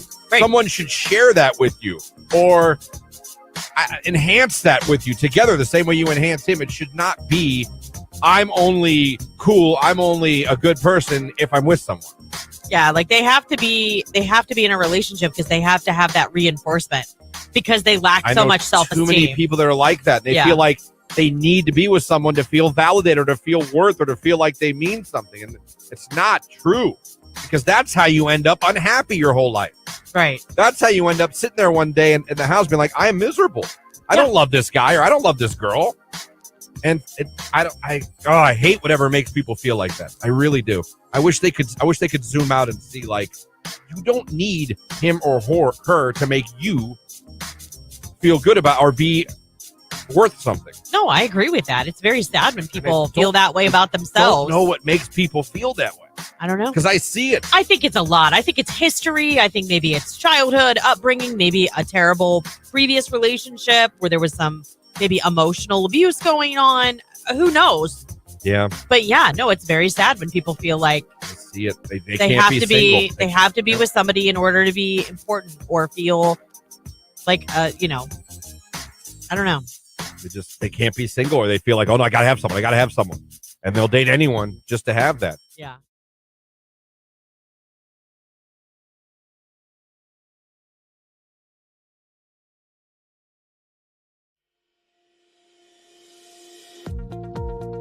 It's Nicolina, your midday diva, and you need to join us today for Downtown with the Diva. Featuring Stark Flavor. Every single Thursday at 11 a.m. We're going to give you some weekend plans. And an amazing local giveaway. We'll see you at 11.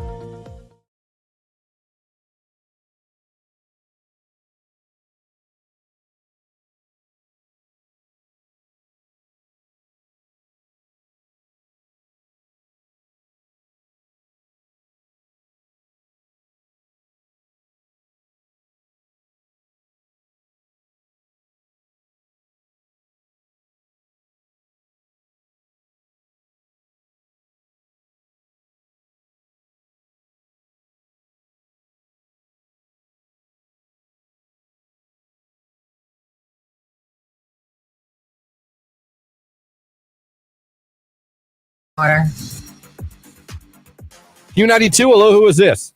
Brian. Brian, where are you calling from this morning? I'm calling from North Canton. All right, well, congratulations. You're caller number 10. You're officially a Taylor Swift finalist. Awesome. That is great. I appreciate it. Congratulations. Thank you. I hope I win because it's my birthday weekend. It'll be a good Father's Day present. It'll be my wife's first concert. We get to go. I appreciate it. That's amazing, Brian. Well, good luck. We wish you the best of luck, and hopefully you'll receive a call from us on Thursday giving you some good news, making your wildest dreams come true. Just tell everybody your station that made you a winner. Q92.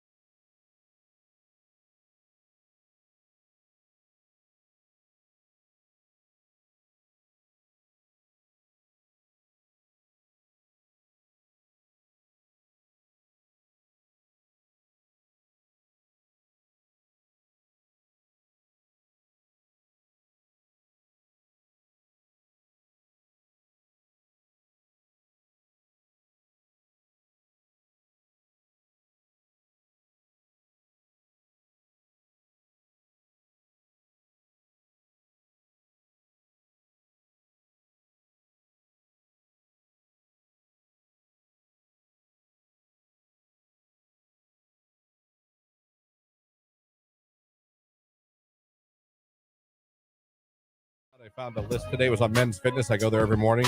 I like to look at things I should be doing, but I'm not. And I found a great list of 10 things not to screw up on a first date with a young lady. Okay. 10. That's a lot. Set the mood. Maybe you want to know what love is. You want to use Foreigner to help you. Well, Foreigner helps me all the time, so. They sure do. More like cold as ice, though. So this is like men helping... cold as ice. After 20, well, almost 21 years. Makes sense. No, I'm just Makes kidding. sense. But 10 things not to screw up on a first date. And this is by men for men. Oh, so it's just you dudes talking to each other Men's right Fitness, now. yeah. All right. Men's Fitness. You just got done with the row machine. Now you want to help a guy out on his first date. We'll see if Lauren agrees to that. We'll take Lauren back to her first date days. You're getting ready to go out on a date for the first time. 25 years ago. Okay. Don't wear a suit. Unless your first date's prom, no. Keep in mind that dressing to impress can sometimes backfire. Yeah, if you're taking her to the opera and then a Michelin stars restaurant on your first date, fine, wear the suit, but don't bring her to a dive bar in a tuxedo. Yeah, you'd look like that. So don't overdress, we could say. Would you think that's fair? Yeah. Don't overdress? Yeah. All right, Lauren approves of that one. Show up at the date 5 minutes early. Nope. You should be at your appointed meeting place 5 minutes early and assume she'll be 5 minutes late. If you want to impress her, don't make her sit alone at a bar waiting for you. I agree with that. Don't make her wait, but roll in on time. But if you're picking her up for a date, do not be 5 minutes early. Be there when you said you'd be there, because she ain't ready. She's not ready to go. And that's going to be awkward when you have to stand there and either talk to somebody in her household, like a roommate, or. Oh, that does suck ass. You see what I'm saying? Like, no, that makes everybody awkward. Yeah, sit down, please. Tell me about yourself. Please, come on. no. Are you ready? All right, so show up 5 minutes early, Lauren says. If you're meeting at the restaurant, go get the table. That I can get on board with. But if you're going to her house, do not do it. You know a fun fact about me that's been true my entire life into now? If I'm meeting my friends at a bar and I'm the first one there, I will not go in the bar. Why does that not surprise me at all? I won't go in. I'll sit in my car and wait till someone else gets there. Yep. Sometimes I do that too. Just like if it's just me and one other person, if I know a big group is coming and I've just texted with my friends and I know someone's not far behind, I'll go in and at least put like our name in and how many are going to be in our party. Yeah, so that we get in faster. I've had friends text me like, Christian, I'm here. You can come in now. That's funny. Okay.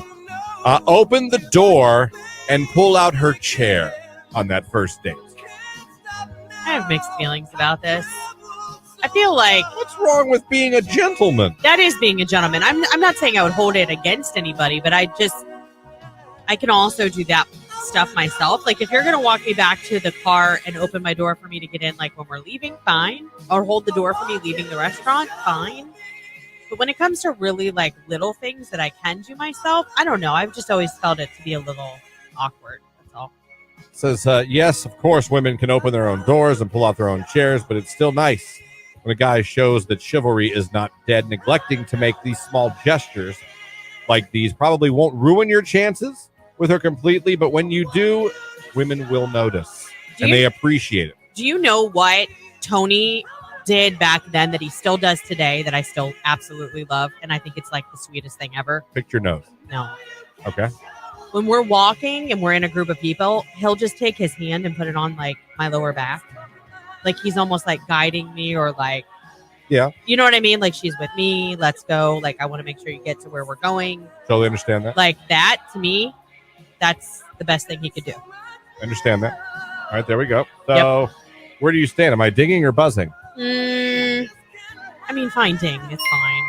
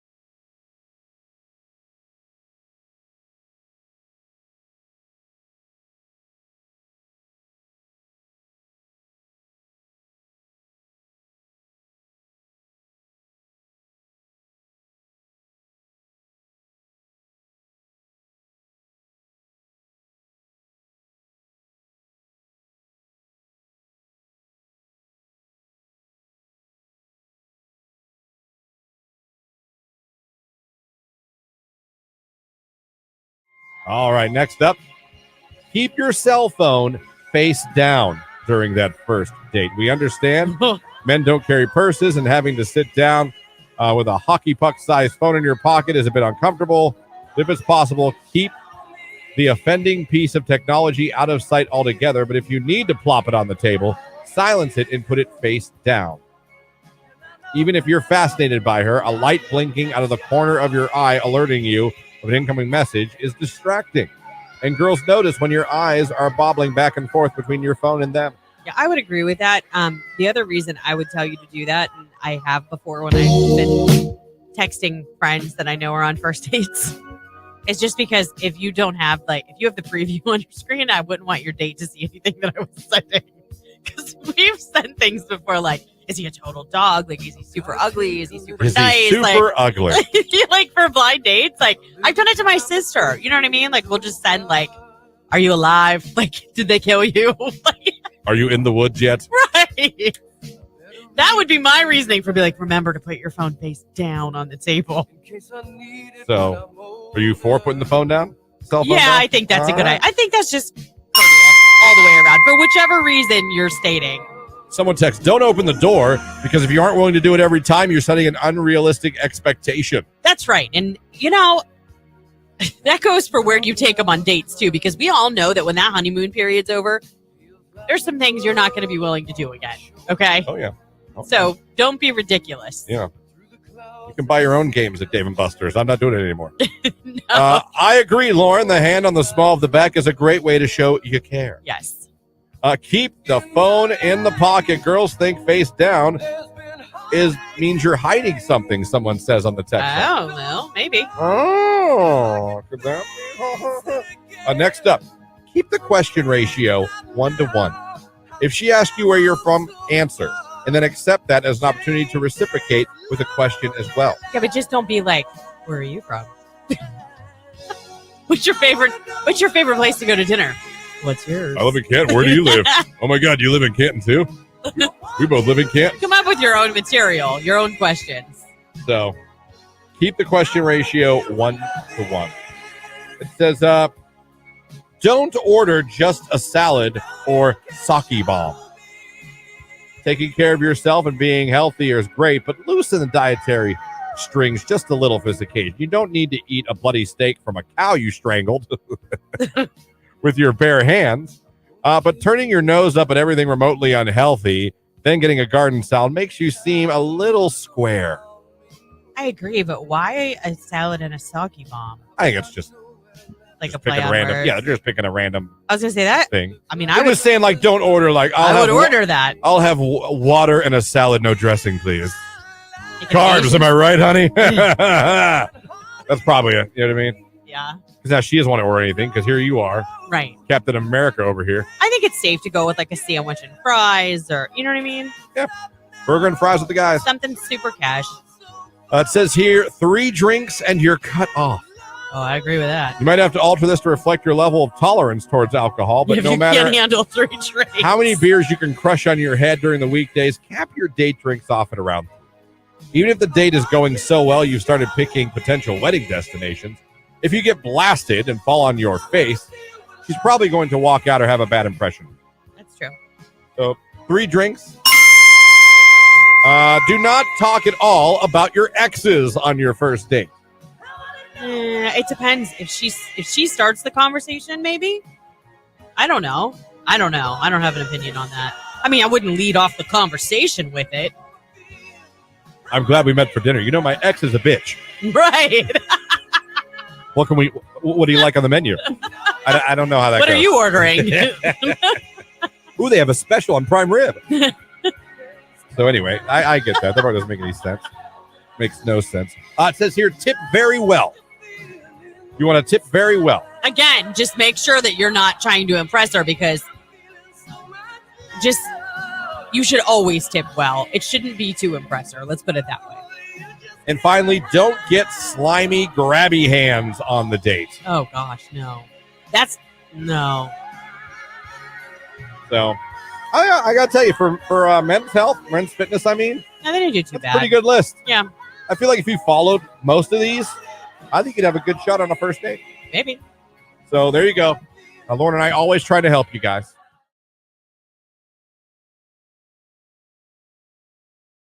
Lauren here with you on your Monday morning, waking you up, getting finalists for Taylor Swift in Pittsburgh Friday, June 16th. What other station's doing something that big? None. No. And guess what? If you're like, oh my God, I was not the finalist in the 8 o'clock hour, poo-poo. Well, no, poo-poo, because guess what? we're giving you chance number 2, speaking of poo, to become a finalist. See what I did there? I brought it I all saw back. what you did. I brought it all back. Full circle right Yeah. there. We got another opportunity for you to become a finalist. It is this hour. You're going to hear the cue to call. Be listening. Also coming up here in the 9 o'clock hour, hope to talk to Mark Johnson from News Channel 5, our official weatherman here at Q92, and taking a look at the week ahead weather-wise. And, of course, misconnections. And I got to tell you, as I'm getting them ready for today, I want to feel good about misconnections today. I feel like maybe there's a turn, and we're probably the reason. Could it slowly be turning back to what it's supposed to be? Oh, you mean like slowly? People are catching on, and they're hearing how stupid they sound because we read these, and they're getting better about it. That's what you believe? I believe that it's starting to be more about truly people trying to find people again. Okay. And not just about, hey, let's hook up for sex. Yeah. Because that's what misconnections turned into for a long... They took it down for a while. Yeah. It was gone. Because it was nothing but like... But I'm looking at these, and I'm getting them ready to, I try to pick like 5 or 6 good ones to read. And I'm seeing them, and I'm like, I wonder if we're helping. I hate to change the phrase, don't sue me. If we're making misconnections great again. It's possible. Because we're reading, and people are like, oh, it's supposed to be about meeting people right. I thought it was about hooking up. Yeah. What should we save next? Tinder? We're gonna make them all. But some good misconnections coming up here. Yeah, absolutely. And I got some news, Christian. Oh, I love news. Hey, listen, if you guys enjoyed Kevin Hart, if you enjoyed Dave Chappelle, there's a new announcement. There's a new comedian coming to Tom Benson Hall of Fame Stadium on October 7th, and that's Bill Burr Live. This is going on sale on Friday, June 9th. Probably going to want to keep listening to the station if you want to go. But Bill Burr Live, it's coming to Tom Benson Hall of Fame Stadium October 7th. That's huge. That's huge. Again, it's huge. I mean, the top comedians in the world. Yeah. Coming to Canton. Yeah. Chappelle, Kevin Hart, and now Bill Burr, who is hilarious, by the way. Yeah, I've heard. Like, I said something to my husband. He was like, oh, he's good. Like, that's going to do very well. And again, these shows are coming to Canton, not Cleveland, Pittsburgh, Columbus, Detroit. Canton. Yep. How cool is that? That is awesome. So, yes, be listening to Q92. I guarantee you we'll have chances for you to win tickets to that show. Hey, well, I got your ear for a second. If you're a college student, you need intern hours to graduate, we'd love to meet with you. You can apply now at Q92radio.com.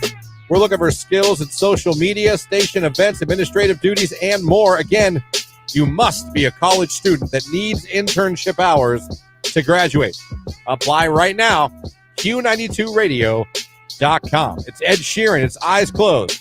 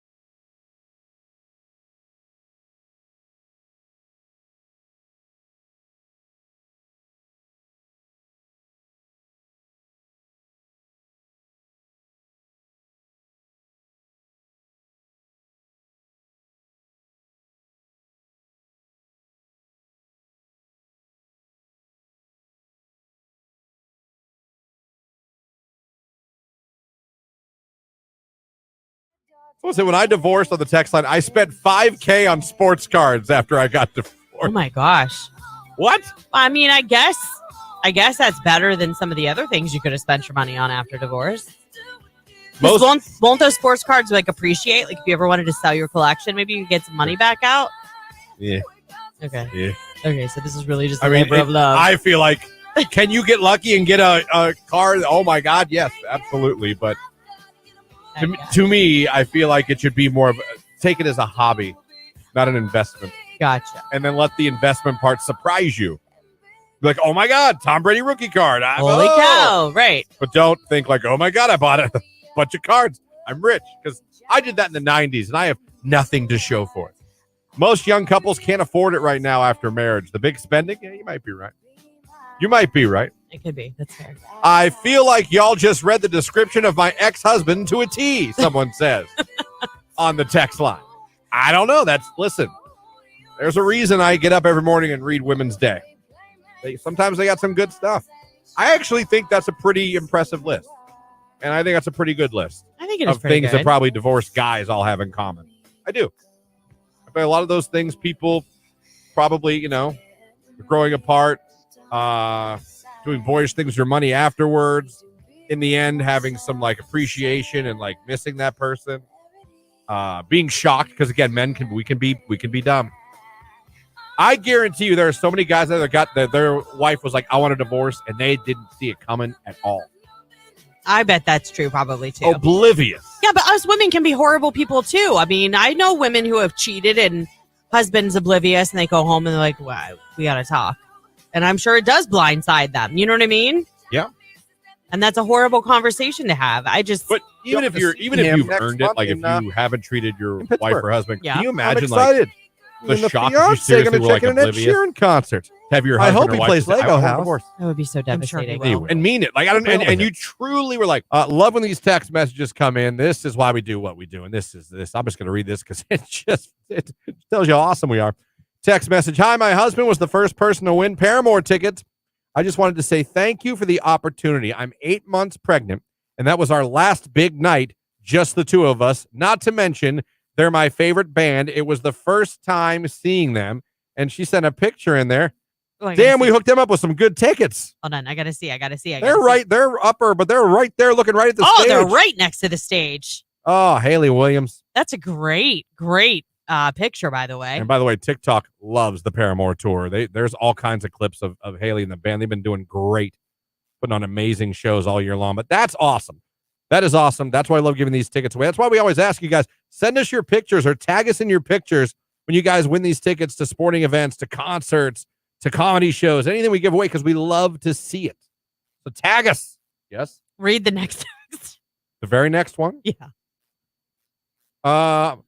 Is it the same one? No. Did another one come in? Hold on. The very next one.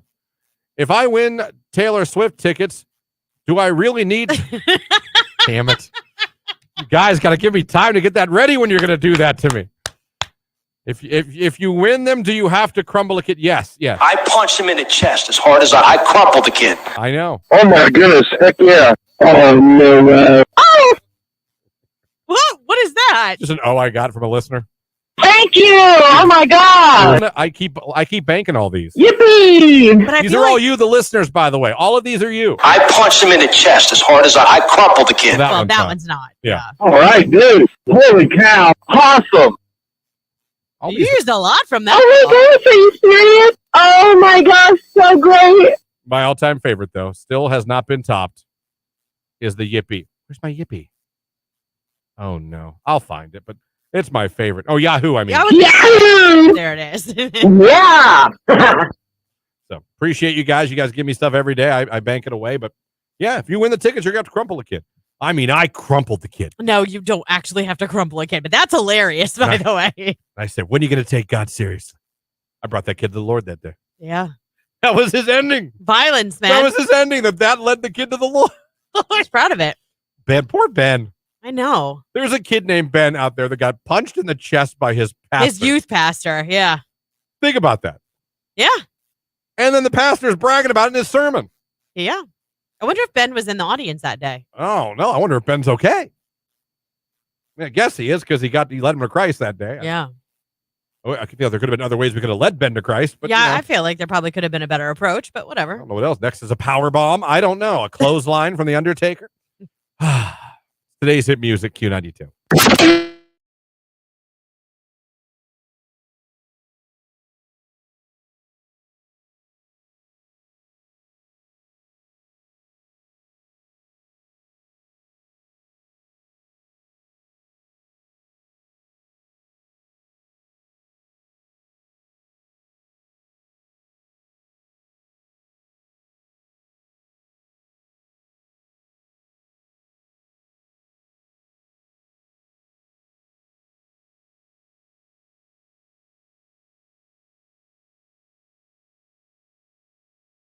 Oh, this one's great. You look familiar. Person writes back, no. Oh, okay, I'm sorry. It's okay. It must just be because you're attractive. LOL. I look familiar because I'm attractive? Question mark. I'm blaming it on that. I'm sorry I wasted your time. Oh, he low key went into the mean because he kind of got rejected. 2 days later, this is fantastic. You look familiar. She wrote back, you already tried that. Idiot. Dummy. Yeah. Yeah. Dummy. Yeah. Yeah. Yeah, he literally tried the exact same approach. I mean, come on. He just waited a couple days. Yeah. And that was really it. That was really it.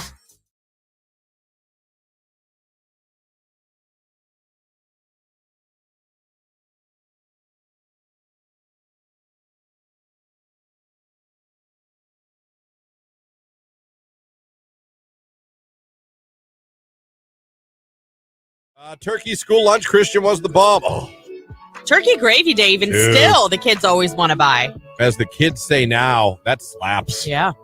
Because when I found out it was turkey over mashed potatoes day, I was ecstatic. And I was a negotiator because I didn't like pizza. Yeah. So people always wanted my slice of pizza on pizza day. Naturally, because it's delicious. Guess which one of the days I'd be like, listen, I'll give you my pizza on Friday. You give me your turkey over mashed potatoes on Wednesday. Would you also do that for the days with the nasty ground hamburger gravy? I loved that. I know you did. It was tough. No, because I'll tell you what, that one was a little harder to negotiate. Really? Because I would be at my lunch table and I'd have bidding wars over either snacks or lunch items for my slice of pizza on Friday because everyone knew I was the only kid at our table that didn't like pizza. So we'd all be sitting around now, honest to God. Now looking back, I was like, what do you got? What do you guys got? You were that guy. Because everyone would be like, table. What are you doing with your who's getting your pizza? Who's getting your pizza? Right. Like, I don't know. Who's getting my pizza? Who's got the best stuff in their lunchbox? Anyone get a chocolate chip cookie up there? I would love one of those. So I would negotiate things like that. And a lot of times on turkey over mashed potatoes day, I made out like a bandit. See, good times. Yeah, I didn't like any of the hot lunch stuff per se. We always had this chicken patty sandwich, but it came with spicy curly fries. That to me, I loved. Mm-hmm. And I was a huge school grilled cheese girl. Grilled cheese? Loved their grilled cheese. We had hot ham and cheese was big. I used to stink trying to get the cheese off that though. Well, yeah, because that's like a super melty kind of thing. Yeah, that was not an easy task. I have to get one of those plastic knives and really be meticulous. Really try to be meticulous. The kind that even if you tried to really actually cut something, would snap in a second. See if I could scrape this cheese, or at least a good portion of this cheese, and eat this delicious warm ham sandwich. I will say the school's chocolate chip cookies were good. Oh, I know. We've talked about this a million times. I have no idea why I don't have more health issues because I'm pretty sure I ate one of those chocolate chip ice cream cookie sandwiches every day my senior year. I always bought a cookie. The lunch ladies. Yeah, but it had ice cream between two cookies. We didn't have that. I'm afraid we didn't have that at St. Rose and Girard. But oh man, turkey over mashed potatoes might have been the best in grade school.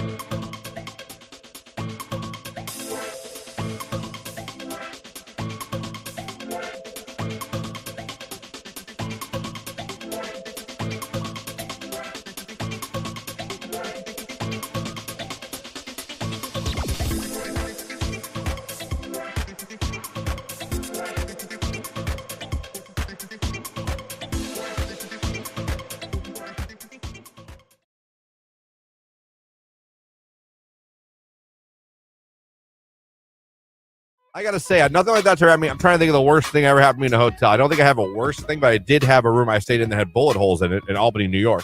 Are you serious? Yep. When I did radio for Arena Football, we didn't always, it was like Arena Football.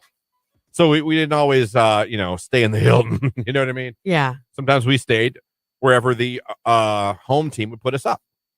And sometimes home teams thought it was funny to put us, and we would do the same. Suspicious. I think there was a team that did that to us, I believe. And maybe it was Albany. I might be wrong. What was awesome is then they had to come to Youngstown to play us.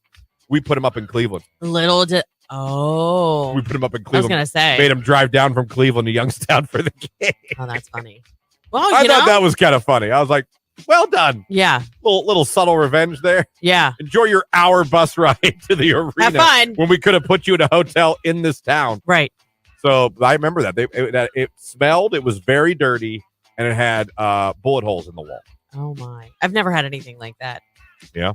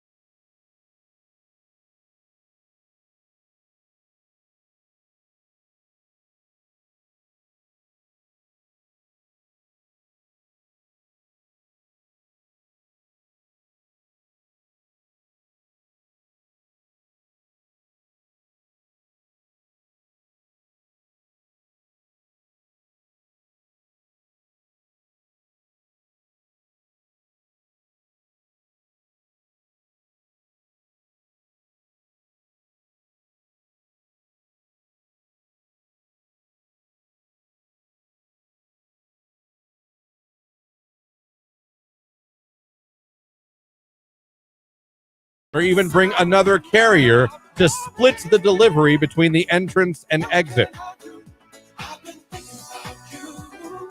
Yeah, I agree with the nefarious part. I don't think they're really talking about FedEx packaging. No, I don't. I don't think so either. Credits for creativity. Yeah, and special deliveries. Yes. But I don't think you're talking about the cups you ordered off Amazon. Let me see. It says, looking for you, Youngstown. You came here almost every Friday for the last 2 months. You drive truck. That's what it says. You drive truck. I've been working on a couple houses. Broke my phone. Couldn't retrieve information. I have a new number. You went up to the liquor store in your Jeep last time you were here. I'm supposed to see you in 2 weeks. But I don't know where you are. Hit me up. Not the best spelling there. No. But this guy works on houses. And you've been going to his place where he works on houses the last 2 months every Friday. You drive a truck. To check the plumbing. Yeah. And went up to the liquor store in your Jeep last time you were there. And he's supposed to, you guys, I guess, made plans. We got a new phone number. He needs you to hit him up. Yeah. How? She has every new phone number. How's she supposed to hit you up? Better go to Craigslist. I don't know. And finally, cute girl with the big butt at Starbucks. I don't know if that's flattering or not. In Canton. To the young woman at Starbucks with a massive booty, I'm sorry I didn't give you my number. I'd probably let you drain my bank account. Please hit me up on here. Now, there's more than one Starbucks in Canton. I don't know. There's a lot of Starbucks in Canton. Yeah. So if you were the young woman at a Starbucks, you have a massive booty, someone's very sorry they didn't give you their number, and they'd let you drain their bank account. I mean, that's great, but I don't know if I'd be flattered about you saying I have a massive booty. Well, I think he meant it in a complimentary way. I think he did too, but at the same time, does she take it that way? Let's hope so. Maybe she doesn't like her massive booty. I like a good butt. I'm a legs butt guy. Massive? A lot of people are boobs guys. You like massive that. butts? Don't hate boobs. I like a nice ass. And I like a pair of legs. I do. What does that entail exactly? A nice ass? Yeah. Oh, no. A nice, round, sizable ass. Okay. I don't like a back ass. I have back ass. I have no ass. Oh, like back. where it goes. I see. Yeah, I have no ass. My fiance makes fun of me for my no ass. And I do. I have no ass. It's just flat? You don't have curves to your buns? It's just an extended back with a butthole. I don't know what to tell you. I don't know what to tell you. That's what it is. You just said that. Yeah. That's if I have to, that's what it is. You know what's really cool? More listeners, Flip, want to text in and tell us about great times they've had from tickets they won. 4 or 5 years ago, I won second row tickets to WWE off you guys. My daughter was able to get into the ring with the wrestlers. Let me see. We sent all the pictures in. We've been listening for a long time. You guys are amazing. Woo! Oh, that is awesome. Woo! Do we have Google reviews? We should post these. We should. That's fantastic. Let me see. Someone texts massive booties are in. It's all about that bass, someone says on the text line. How about that? That's kind of cool. So. No, and someone else texted. I would also like to thank you for the Paramore tickets I took my fiance. We had an awesome time. I didn't read that. It disappeared. Well, I don't know what you're doing over there, but it was in mine. Was it open? I was like, why did he just read the second one and not? Because it disappeared. I don't know. It went gray on me, and then it did that stupid thing where it shows me the original text from an hour ago. Yeah. It doesn't show the newest one. I watched it go gray while I was looking at the screen. I literally popped over there for 2 seconds just because I've got enough to keep my eye on StreamYard. Well, that's a lovely rendition of Misconnections. Hope you enjoyed it. 9:33. If you're going, did they do it? No. Not yet. Not yet. We still haven't hit the cue to call for Taylor Swift because we're getting another finalist for that show on Friday, June 16th. Also, don't forget, if you're listening right now, you can head over to Facebook, YouTube, or Twitter and check out the live stream feed that we have from the studio, the video stream, and just like it, pop in, maybe say good morning, something like that at the end of the show. From all of you guys that come over and watch us, we will be giving away a 4-pack of tickets to see the Akron River Ducks. That's all coming up right now. It's Morgan Wallen last night on Q92.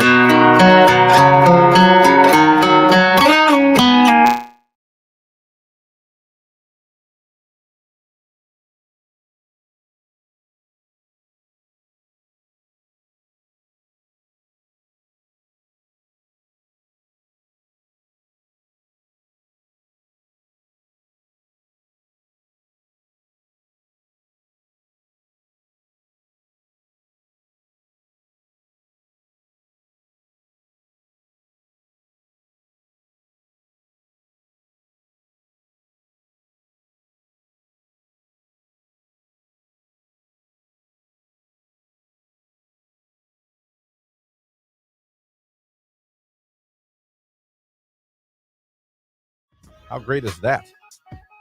I could go for some breakfast food right now. Same. Bacon, eggs, toast, and pancakes with a glass of orange juice. Scrambled eggs with some fresh pico de gallo and some avocado. Pico de gallo. Get over yourself. Oh, I love pico.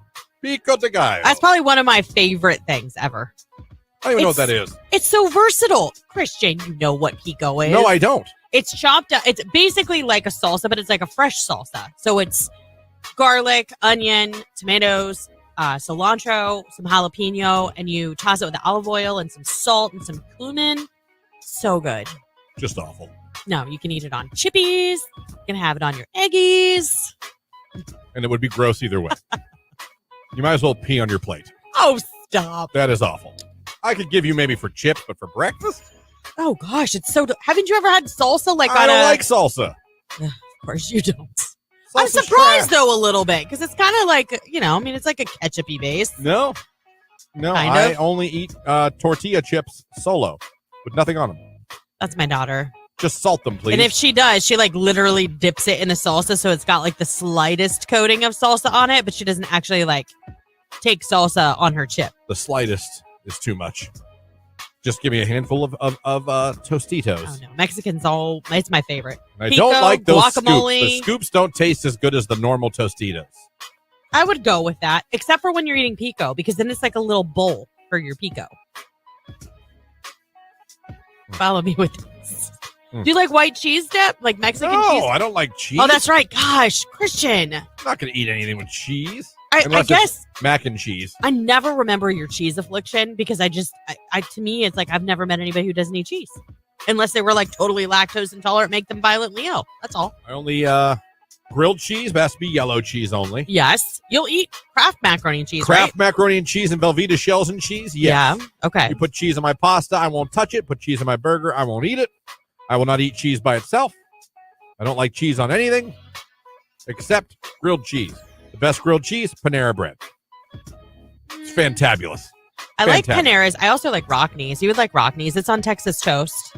So it's thick, like the Panera one with lots of cheese inside. Gotcha. Rockneys has a mean grilled cheese. Gotcha.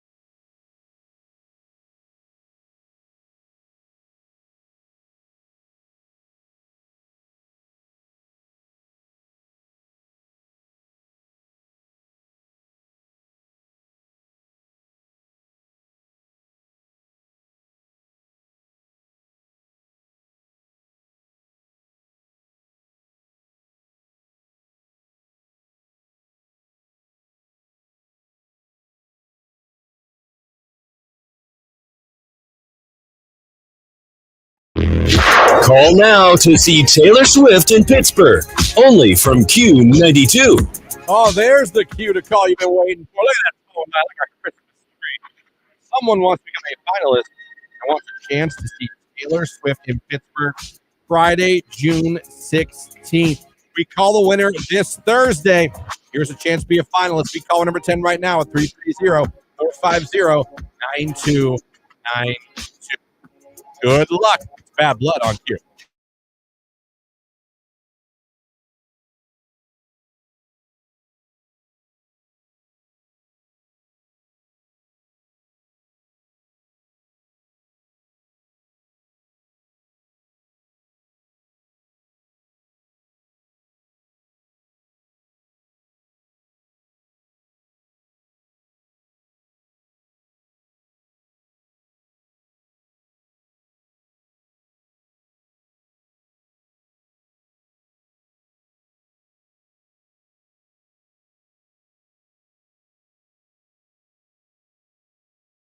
psychologist hat that I don't really have or own.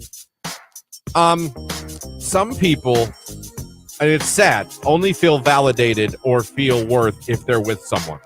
And they're willing to be with someone they don't truly love just to feel that validation. I agree. Just to feel like, for some reason, they feel their worth is determined by someone wanting them.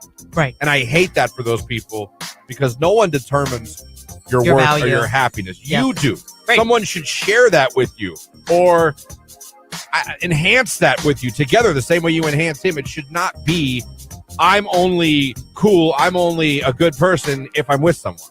Yeah, like they have to be in a relationship because they have to have that reinforcement because they lack so much self-esteem. Too many people that are like that. They feel like they need to be with someone to feel validated or to feel worth or to feel like they mean something. And it's not true because that's how you end up unhappy your whole life. Right. That's how you end up sitting there one day in the house being like, I am miserable. I don't love this guy or I don't love this girl. And I hate whatever makes people feel like that. I really do. I wish they could zoom out and see, like, you don't need him or her to make you feel good about or be worth something. No, I agree with that. It's very sad when people feel that way about themselves. Don't know what makes people feel that way. I don't know. Because I see it. I think it's a lot. I think it's history. I think maybe it's childhood, upbringing, maybe a terrible previous relationship where there was some maybe emotional abuse going on. Who knows? Yeah. But yeah, no, it's very sad when people feel like I see it. They they can't have be to be single. they have to be with somebody in order to be important or feel like I don't know. They can't be single or they feel like, oh no, I gotta have someone. And they'll date anyone just to have that. Yeah.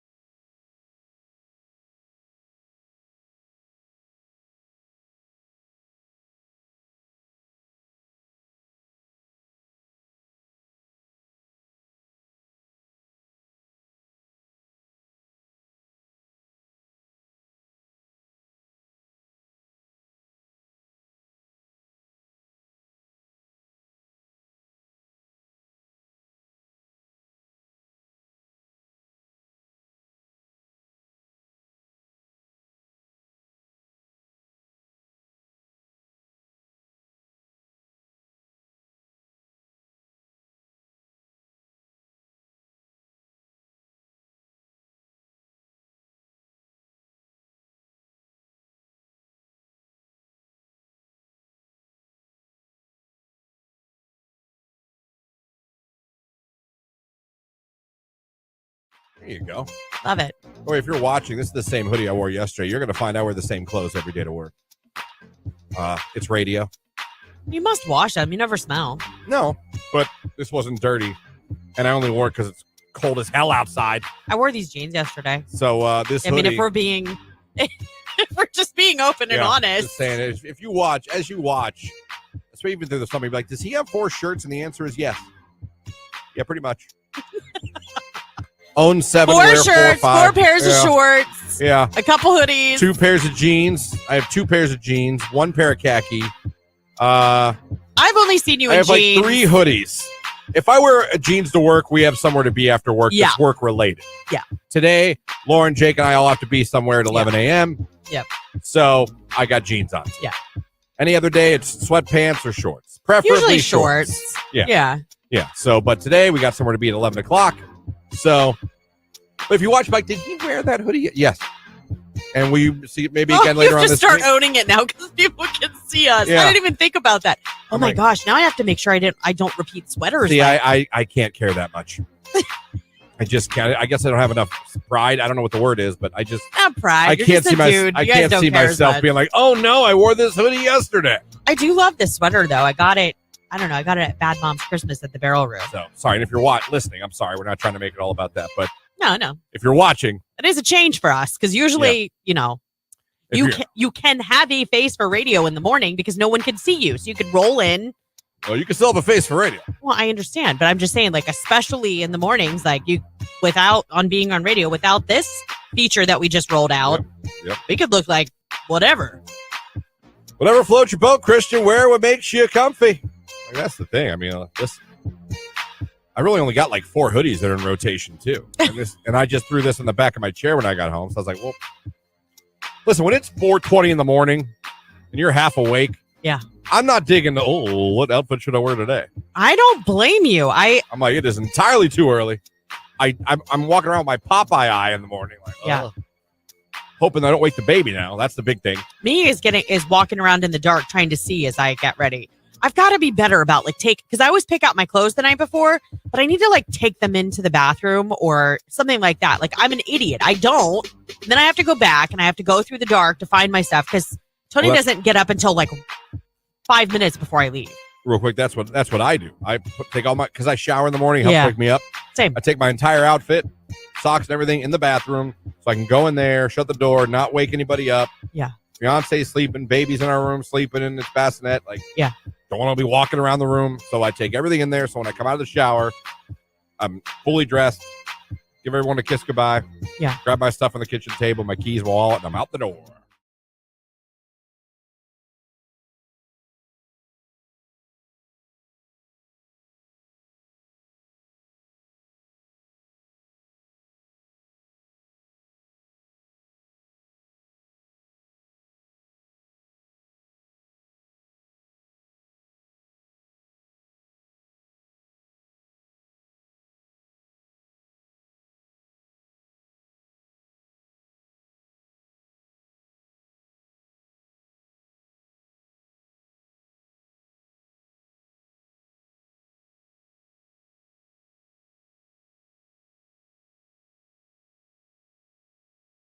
One of the funniest things I've ever as a child laughed at, and I mean, I laughed, stomach hurt, couldn't breathe, and I'll never be able to explain it to where you guys would understand how funny it was. I'll never be able for you to be there and understand, because if I explain it to you, like, oh, okay. My brother did not understand the concept of bumper cars. Okay. And what did he run from them? My brother, my sister, we all got one. I don't know if he just thought you just drive around the little room, right? And that's it. And there happens to be a lot of accidents. I mean, what? And we were doing bumper cars, and we were having a fun. And yeah, you get jerked around sometimes, but you can get hit hard. Yeah, of course. We're in bumper cars, and my brother did not understand that people were going to hit him. Oh God! He started crying and yelling at everyone that was hitting him. So, I'm over on the side playing with people hitting. And I look over and he's crying. Someone hits him and he just goes, "Stop it!" Oh my gosh. Where is Stop hitting me? And I look over, my dad's dying. My dad's just dying laughing. Not telling him that's the No, I don't know how he could bumper cars. I don't know what part of that you don't understand. I mean, did he not stand in line and observe it before he got in the car? He was pissed crying. He wasn't right. He was pissed crying. You know when you're so mad, all you can do is cry? Yeah, but did they pile on him so he couldn't move? Because that's frustrating. I don't know. How old were you guys? We were, all of us, maybe 7, 8, 9. I don't know. Who's oldest? My sister. Okay, and then you? I'm middle. And then Justin's the baby. Yeah. Okay. So I just, everyone was hitting him, laughing, and he's not even trying to drive. He's just sitting there yelling at everybody hitting him. He's just screaming at everybody hitting him. Stop it! Oh my gosh. I just still remember looking over at my dad. That's and my hilarious. Clapping his hand, laughing. You know, we're like, oh my. Yeah. He didn't understand bumper cars. I don't know what he expected from bumper cars. I mean, is this something you don't let him live down, I take it? No, I haven't brought it up, I don't think, ever to him. But I think about it once in a while. I'll still think about it. And laugh? Oh, God. It doesn't do it justice. If you saw it, you'd have been like, this is fantastic. Yeah. Didn't understand. And that's okay. That's okay.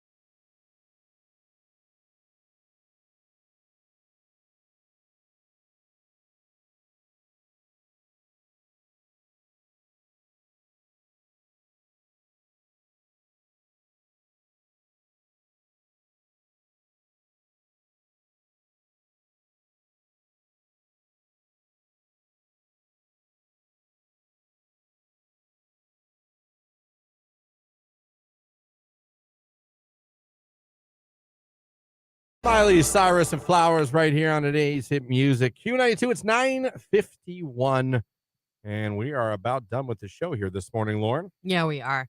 Hey, for whatever reason, I mean, we're giving away so many tickets to so many shows this summer, and I totally get it. Like, we just have a ton of winners. We've had some people reach out and say, well, hey, I didn't get my tickets to the show.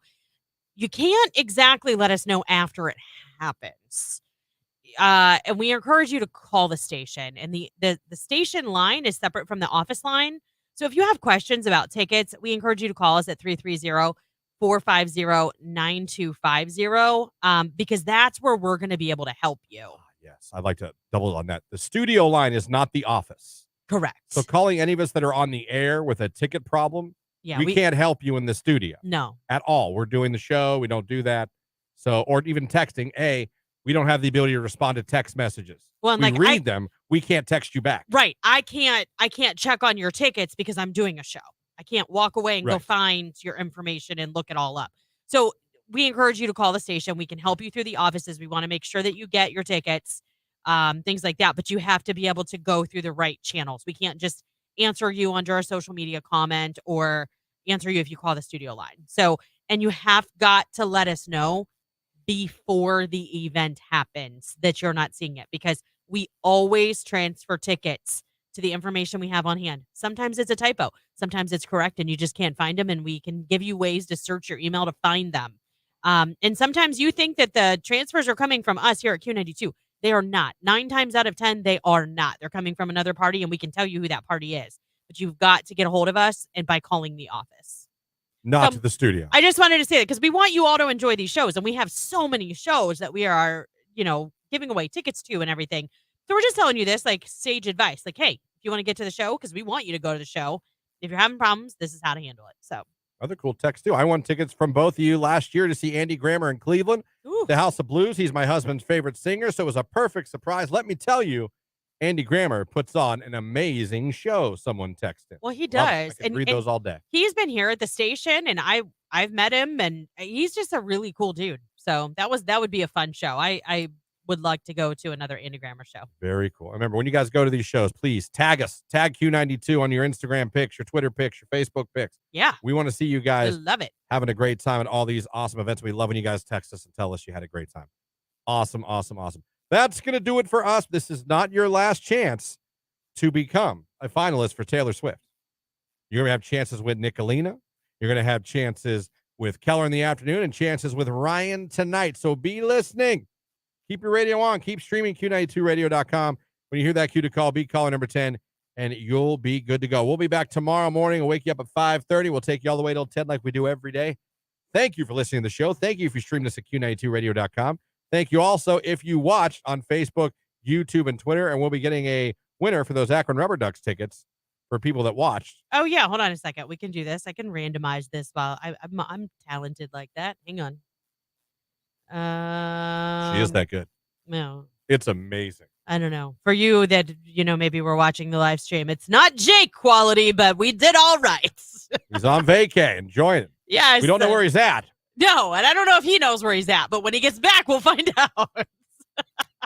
Seriously. If he's listening right now, he's laughing, just so you guys know. You don't get back soon, Jake. I punched him in the chest as hard as I crumpled the kid.